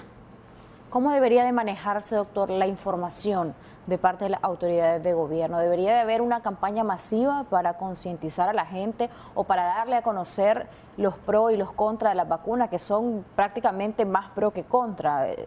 Las excepciones o la población que quizás no puede vacunarse son casos muy puntuales a lo mejor. ¿Cómo se debe manejar esta información con la ciudadanía? ¿Se le debería de decir, mire, usted está dentro del grupo poblacional que vamos nosotros a vacunar? ¿Se va a realizar el proceso de vacunación a partir de tal fecha? ¿Cuándo va a iniciar esa jornada? Así como se maneja con otro tipo de vacunas que habitualmente se están implementando acá en nuestro país de manera ininterrumpida incluso. Sí, mira, por ejemplo, la Jornada Nacional de Vacunación es una cuestión rutinaria, año con año se hace a través del Programa Ampliado de Inmunizaciones del MINSA. Es más, la OMS, la OPS ha felicitado, en el tiempo de la Sonia Castro, lo felicitaron al Programa Ampliado de Inmunizaciones del MINSA, pues porque la cobertura, por su eficiencia, ¿verdad?, en la aplicación de la vacuna, porque ha disminuido o ha desaparecido, se mantiene controlada las enfermedades que son susceptibles a estas vacunas. Yo pienso, ¿verdad?, que efectivamente el gobierno debería de transparentar la información. El gobierno debería de abortar ese hábito, esa mala costumbre de mantener el secretismo, de mantener la información para ellos. No son ellos, no es Rosario Murillo, no es Daniel Ortega, ni es Gustavo Porra. Es la doctora Marta Reyes y su equipo de técnicos los que deberían de estar al frente de la información de lo que va a pasar con la Sputnik 5, con la Pfizer, con la Oxford AstraZeneca, con cualquiera de las vacunas que nosotros tengamos. Hay que recordar una cosa. El gobierno no ha invertido ni un quinto, a mi parecer, en compra de vacunas. Este es un lote que dice que lo reciben con mucho cariño, etcétera, etcétera, pero es una donación, no es una compra. La de Pfizer no es una compra, también es una donación del sistema del mecanismo COVAX. El gobierno todavía no ha sacado un peso para decir, pero nosotros le estamos pagando al equipo médico del MINSA para que diseñe y haga una conferencia de prensa y que esté sentado aquí donde estoy yo y diciendo, bueno, mire, viene cualquier vacuna que venga aquí, los primeros que van a ser vacunados es el personal sanitario que está de cara a la lucha contra el COVID. ¿Por qué? Pues porque son mi fuerza humana que me va a permitir mantener los efectos máximos, los estragos máximos que da el coronavirus, ¿verdad?, en el ser humano, y que debo tener un personal de salud protegido. Ya que no lo hicieron en la primera etapa, cuando resultó esto, pues ahora no hay que anunciar que van a ser primero los que tienen hemodiálisis, que es una cuestión que está fuera de lugar, pienso yo. Fuera de lugar, porque lo que debería de ser es generarle confianza al personal de salud de que el gobierno está pensando primero en protegerlos a ellos, que es donde yo voy a llegar enfermo de coronavirus y que no los voy a contagiar. Los que están en hemodiálisis están bien encerrados en su casa. Yo no he visto uno que tenga hemodiálisis 3 veces a la semana y que ande en la calle. Pero ¿qué pasa? Ha cometido un gran error el gobierno. El gobierno no se ha dispuesto a decir, señores, por favor, no se concentren, no se agrupen, no se amoloten en donde ustedes anden. El gobierno nos ha dicho, Señores, usen la mascarilla de forma preventiva. El gobierno se ha enajenado de todas estas medidas preventivas que han venido siendo a gritos pregonadas por los países europeos, los gringos. En América Latina ha sido un boom, pues solo en Nicaragua. Ahora, sabemos que otros países están haciendo cosas buenas y hay experiencia en diseño especializado en América del Sur, donde se han aplicado ya estas vacunas. Yo no creo que el MINSA nos haya comenzado a documentarse en toda esta experiencia que se ha venido. Nos están dando digeridas las cosas para no hacer mucho esfuerzo. Solo venir a decir, hombre, muchachos, nos van a venir 500,000 o 200,000 dosis. Alístense, los trabajadores de la salud, no traten de tener gripe, no traten de tener fiebre, cuídense lo mejor posible, los que son hipertensos, los que son diabéticos, pues porque no estamos exentos los profesionales de la salud de padecer de esto. Pero mantengámonos controlados para que cuando nos inoculen estos, que no son virus del SARS, del COVID-19, no son virus, ¿verdad? Pues no tengamos una reacción adversa, que eso es a la que todo el mundo le tiene miedo. Los ensayos clínicos que se han hecho en 40,000, en 18,000, en 25, han sido en miles, no ha sido en 1, en 15, en 20, han sido en miles. ¿Qué tipo de reacciones se pueden destacar dentro de estos ensayos, doctor? ¿Y qué población no se puede vacunar? Hay algunos que no se deben vacunar. ¿Cuáles serían estos? Bueno, mire, en realidad que no es que no se puedan vacunar. Para ser sincero, en todo lo que se ha escrito acerca de todos los tipos de vacunas, ha sido de que pues, no hay alguna restricción en especial. Lo que sí se aclara es que no hay estudios precisos, no hay experiencia. Por ejemplo, en los menores de 18 años. No ha existido estudios especiales en menores de 18 años. En mujeres embarazadas no ha habido estudios, pues que, sin embargo, cuando hay que ver que el beneficio es mayor que el embarazo, pues y hay que aplicarse la vacuna, pues hay que aplicársela. En eso pues no hay ninguna restricción. Lo que sí puede traer consecuencias, como cualquier producto farmacéutico, es que dé una reacción indeseable, es decir, una reacción alérgica. Y la más grave es una anafilaxis, que ese es el temor que tiene. Por eso, en enero de este año, la OMS sacó unas recomendaciones provisionales para la aplicación de vacunas, ¿verdad? Y entre estas aplicaciones decía de que hay que aplicar la vacuna en establecimientos donde haya capacidad para atender una reacción anafiláctica o una reacción adversa. Bueno, como usted lo dijo hace rato, aquí no sabemos cómo está preparado, pero con la experiencia que uno ha tenido, sabemos que en el Ministerio de Salud deben de tener la previsión de que puede haber casos de anafilaxis a la hora de aplicar la Sputnik, que es la primera que se va a aplicar, ¿verdad? Aunque no sabemos cuándo, ¿verdad? Dice, en un futuro se va a decir, bueno, está bien, quizás pienso yo, ¿verdad?, de que como estas vacunas tienen un sistema de frío especializado para mantener, pues el MINSA todavía como que no tiene esa fineza de cómo se va a manejar la red de frío, cómo se va a transportar de un lado para otro. Pareciera ser que no ha habido una preparación y el Ministerio de Salud no puede dar pues la información correcta. Y sino que sale la señora Murillo diciendo, vamos a vacunar a los que tienen hemodiálisis 3 veces a la semana y los cardiópatas, etc. Eso lo dice hasta mi hija, que me oye hablar a mí en cualquier lado. Aquí lo que hay que escuchar es una cuestión técnica, que genere confianza en la población. Además, sabemos que estas cantidades son mínimas, porque en Pfizer y Sputnik, en los dos casos son 2 dosis. Una, la azul y rojo, ¿verdad?, que es la Sputnik, y la otra, pues, que es la de Pfizer, que las dos son en 14 días o en 21 días.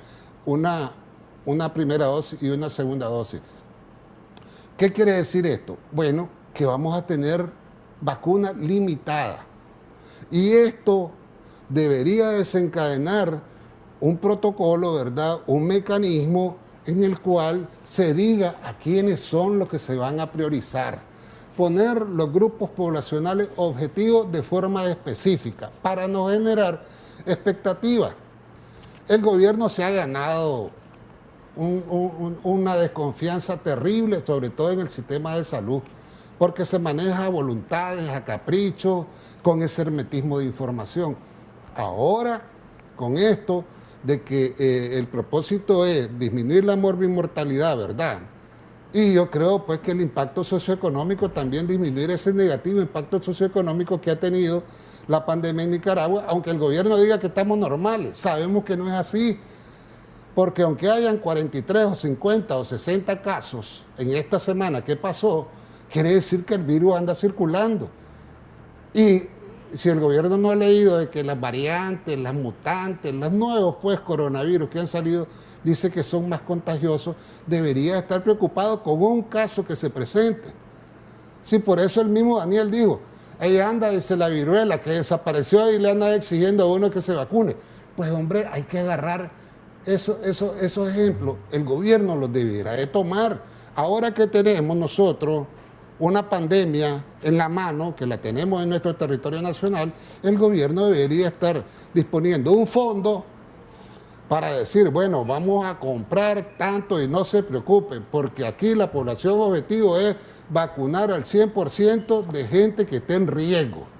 Doctor, por ejemplo, cuando hablamos hace un par de días con un experto en seguridad social, decía él que las previsionales, el INSS está obligado a que aquellos trabajadores, en dependencia, me imagino, de la cantidad de vacunas que puedan venir, aquellos trabajadores que están asegurados sean vacunados y sobre todo también aquellos pensionados de vejez, aquellos pensionados, aunque tengan la pensión reducida, que el INSS debe de darles la vacuna sin costo alguno. Entonces, en ese sentido, por ejemplo, con los pensionados sobre todo, que son grupos poblacionales que están en riesgo de enfermar y complicarse. ¿Tiene que hacerlo el INSS y se debería de hablar de esto dentro de esta campaña de información de la vacuna? Yo creo que la palabra lo dice, ¿verdad? Seguridad social y uno cotiza. El gobierno debería ayudar en este caso. La Asamblea Nacional debería de obligar al Seguro Social como un ente autónomo por un decreto de ley, por una resolución, un decreto presidencial y exigirle al Seguro Social que asegure la vacuna para todas aquellas personas que se han jubilado, por lo menos, porque debería ser a todos los mayores de 18 años que están cotizando, a como lo ha hecho Costa Rica. Costa Rica ha sido un ejemplo. Bueno, es que en realidad estamos en otra latitud y está con personas que gobiernan de forma coherente, pues, con interés de velar por la ciudadanía. Pero en este caso, el gobierno al MINSA lo tiene amarrado. Tiene unas personas ahí trabajando, pero no los dejan que ellos tomen las decisiones técnicas. Tiene que estar agachando la cabeza para no caerle mal pues a la señora que se le ocurrió decir que ahora vamos a vacunar a todos los periodistas del Canal 4 o el Canal 8, el Canal 6, porque son los que andan en la calle. No son esos antojos, no son esos caprichos. Esto de la vacuna debe ser un protocolo serio, una actitud seria. Esto del Seguro Social lo debe tomar Roberto López, hombre. Si esta es una necesidad y tiene que ser una responsabilidad del gobierno, velar por la salud de su pueblo. Y eso está en la Constitución. Es un derecho, dice el pueblo, la salud, y un deber del Estado garantizarlo. Eso lo hemos repetido y eso no lo han quitado.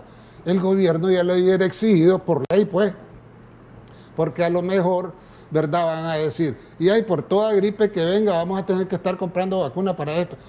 Pues es que esta no es una cuestión local en el barrio Hialeah, esta es una cuestión de una pandemia mundial, esta es una cuestión mundial que a Nicaragua lo afecta, o es que no se ha visto la gente de que no hay trabajo, de que no hay circulante, la gente está en una situación difícil. Ahora, lo menos que podemos hacer es buscar cómo no se enfermen del coronavirus.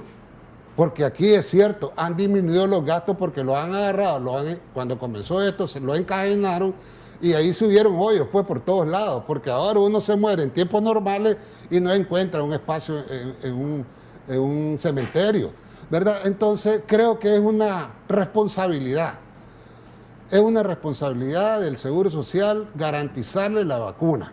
Tenemos un audio, doctor, antes de continuar. Buenos días, adelante. Muy buenos días. A mí me gustaría que si van a vacunar a las personas de la tercera edad y a los que están jubilados, todos pensionados, sería bueno que lo vacunaran en sus centros donde ellos van a pasar consulta. Así hay menos aglomeración y más rápido sería pasar recibiendo su vacuna. Muchas gracias.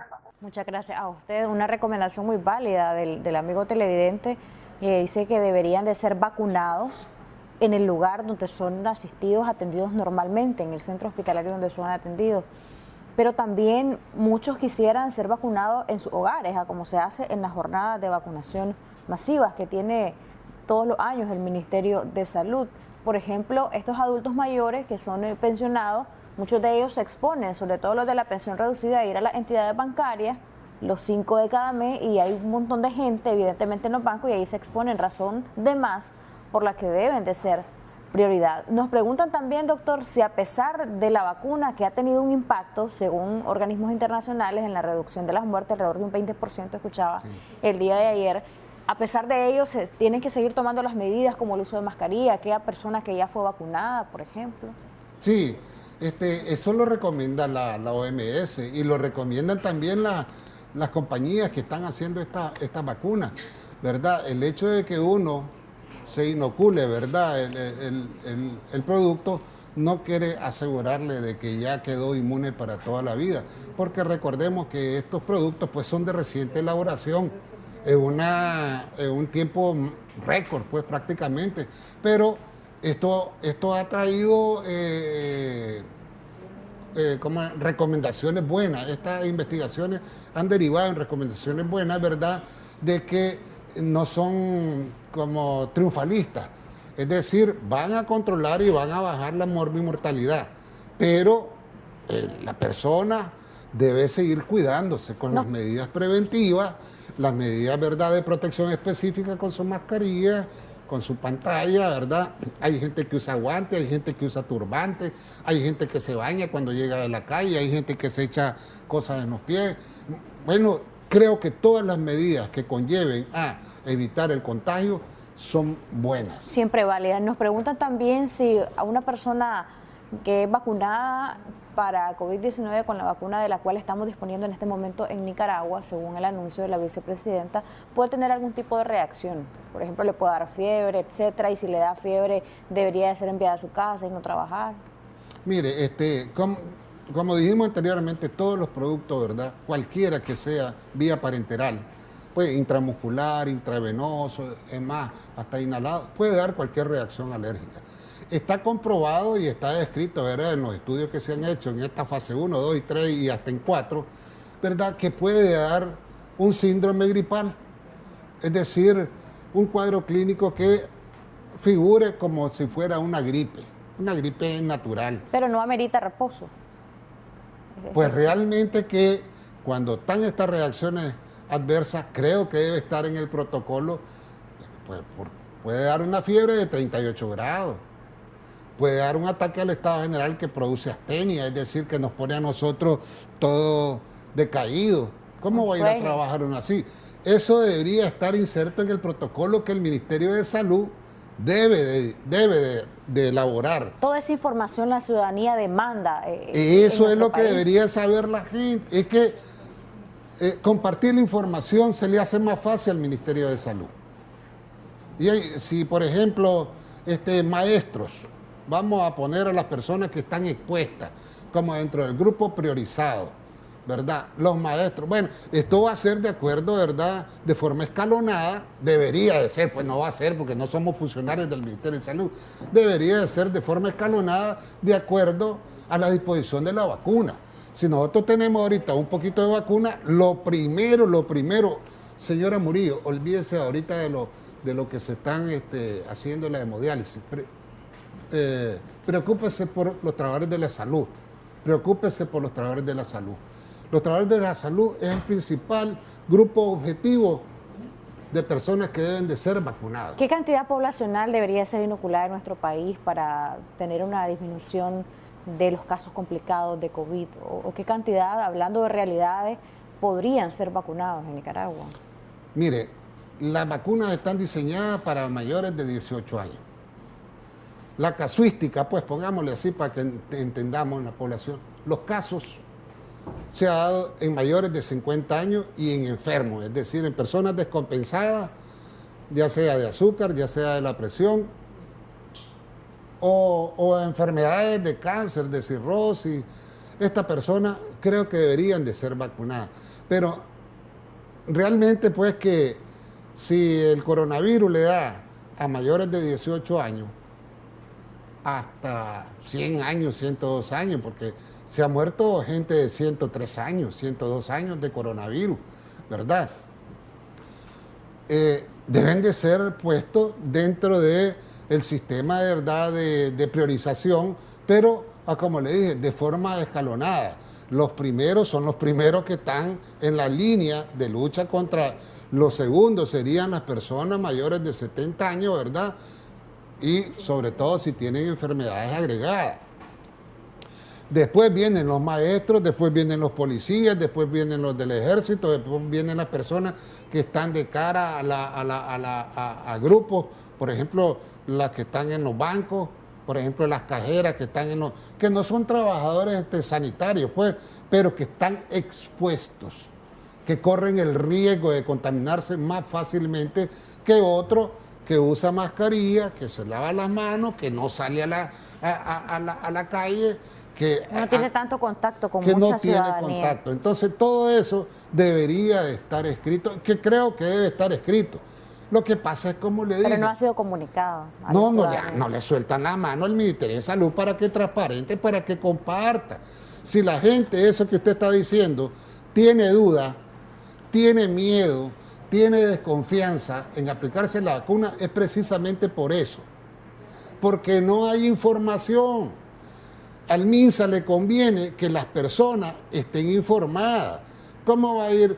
Es que tampoco yo concibo de que yo me voy a presentar al Centro de Salud de Altagracia, donde yo digo, aquí viene el doctor Lado porque soy trabajador de la salud. ¿Y quién le dijo que a usted lo van a vacunar? Y eso es porque yo creo que yo debo estar priorizado. No, hombre, esto tiene que ser con un protocolo, algo sencillo que se lo digan a la población. Prepárense, que vino ayer la Sputnik. Ya sabemos que estas vacunas tienen un sistema delicadísimo. Por eso hay algunas observaciones especiales. Estas vacunas son termolábiles, es decir, se inhabilitan algunos hasta con la luz, necesitan oscuridad, necesitan temperaturas extremas de frío. Así que no va a ser tan fácil. Pero como le dije, si el MINSA no está preparado, que no le dé pena, hombre. Espérense un ratito, espérense un momento, estamos terminando de afinar la red de frío, porque estos son cuestiones especiales que no teníamos esta experiencia anteriormente, y vamos a vacunarlo a esto, en tales y tales y tales lugares. Las personas que tengan, que les acaba de dar un cuadro clínico parecido al coronavirus, no se van a aplicar. Doctor, muchísimas gracias por habernos acompañado en Acción 10 en la mañana. Sabemos que hay muchas dudas. Invitación abierta para que nos acompañe y un día también pueda estar con nosotros y resolver estas dudas luego de que esperemos las autoridades puedan dar algún tipo de comunicación de cómo se va a empezar a implementar acá esta vacuna. Muchas gracias. Vamos a compartir con ustedes la interacción en redes sociales del día de ayer de nuestros invitados. Nos acompañó en la primera parte una representante del Partido Ciudadanos por la Libertad, un total de 29.511 personas alcanzadas, 41 veces compartidas. En la segunda parte nos acompañó el economista y analista político Enrique Sáenz, un total de 58.247 personas alcanzadas y fue compartida esta entrevista en 108 ocasiones. Pausa comercial, regresamos en instantes.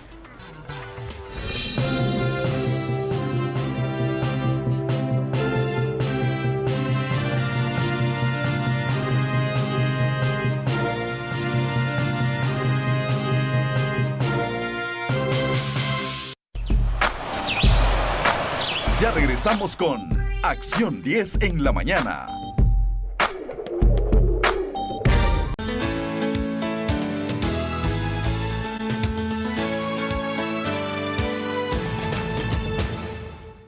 Muy buenos días, Einer, y efectivamente yo acá del otro lado del estudio más que lista y preparada con el doctor Jorge Castro para abordar un tema de suma importancia, y se trata precisamente de lo que es la onicomicosis. Para hablar a detalle todo lo relacionado a este padecimiento ya está listo nuestro experto. Muy buenos días, doctor, bienvenido una vez más a Acción 10 en la mañana.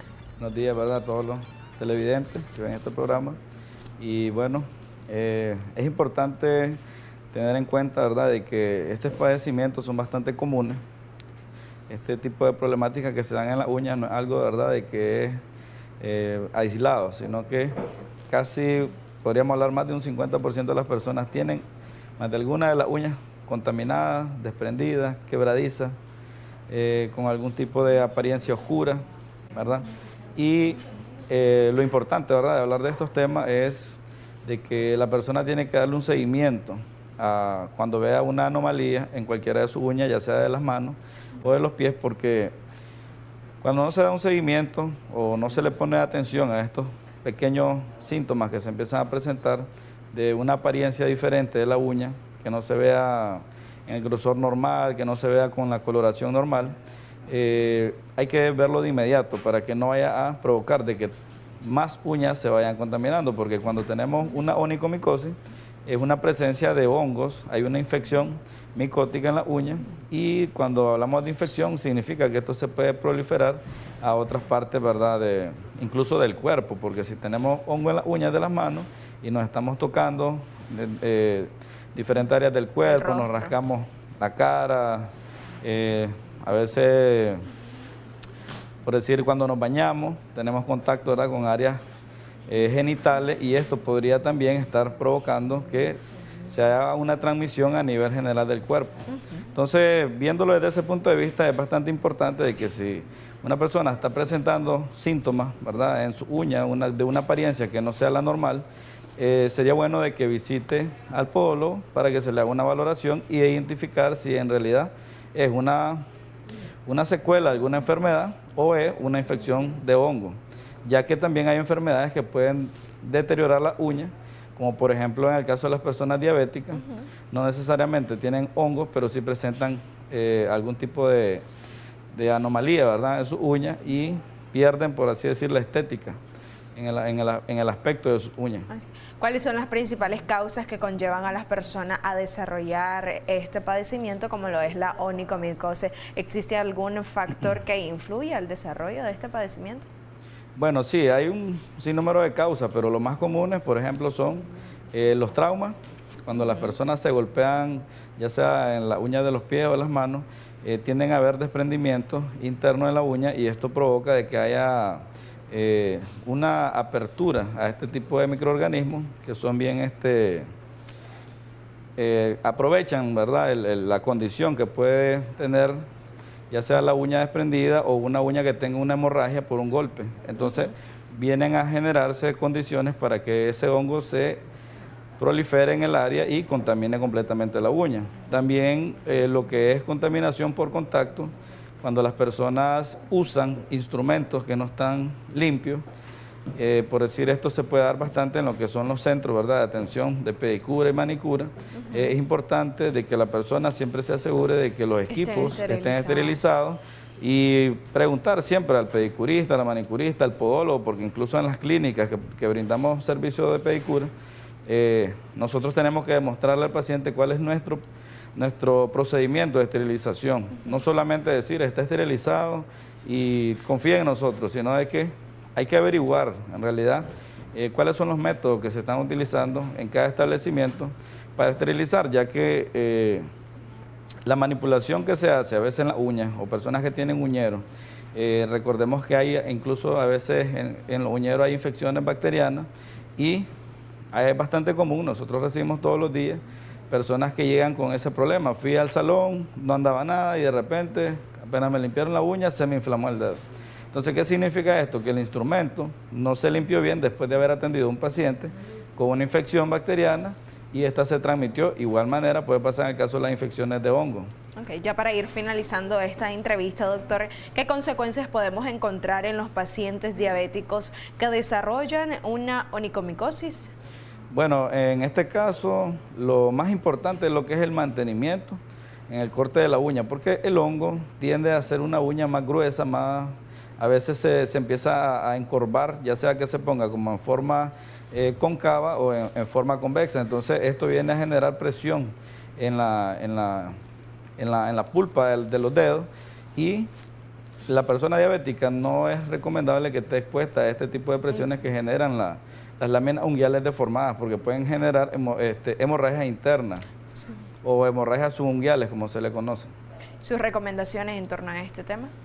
Bueno, las recomendaciones principales es que, como te decía al inicio, siempre que se presente esta problemática, verlo a tiempo, estar pendiente de hacer lo que es un recorte de uñas, por lo menos de una manera mensual. Para las personas diabéticas, incluso, pues, mucha más importante esa recomendación, que periódicamente estén revisándose las uñas. Y pues cualquier cosa, ¿verdad? Nosotros estamos atendiendo en 2 direcciones. Estamos en el sector de Los Robles, esquina opuesta a Monte Los Olivos, y estamos en el sector de Carretera Sur, de donde fue el Hospital Belespay, 1 cuadra al sur, media cuadra abajo. Ok, muchísimas gracias por esa excelente recomendación, doctor, y nos acompañó hoy el podólogo Jorge Castro. Ya usted veía en la parte baja de su pantalla los números de teléfono a los cuales usted lo puede contactar y hacer su consulta en torno al tema que usted quiera. Einer Suárez, del otro lado del estudio, más que listo y preparado para continuar premiándolos. Adelante, Einer.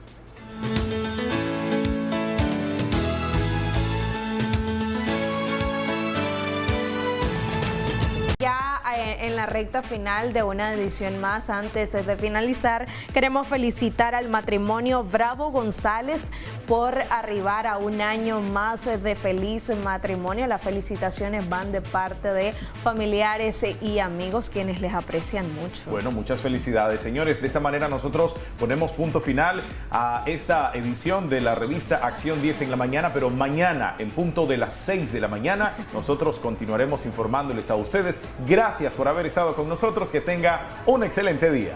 Hasta mañana.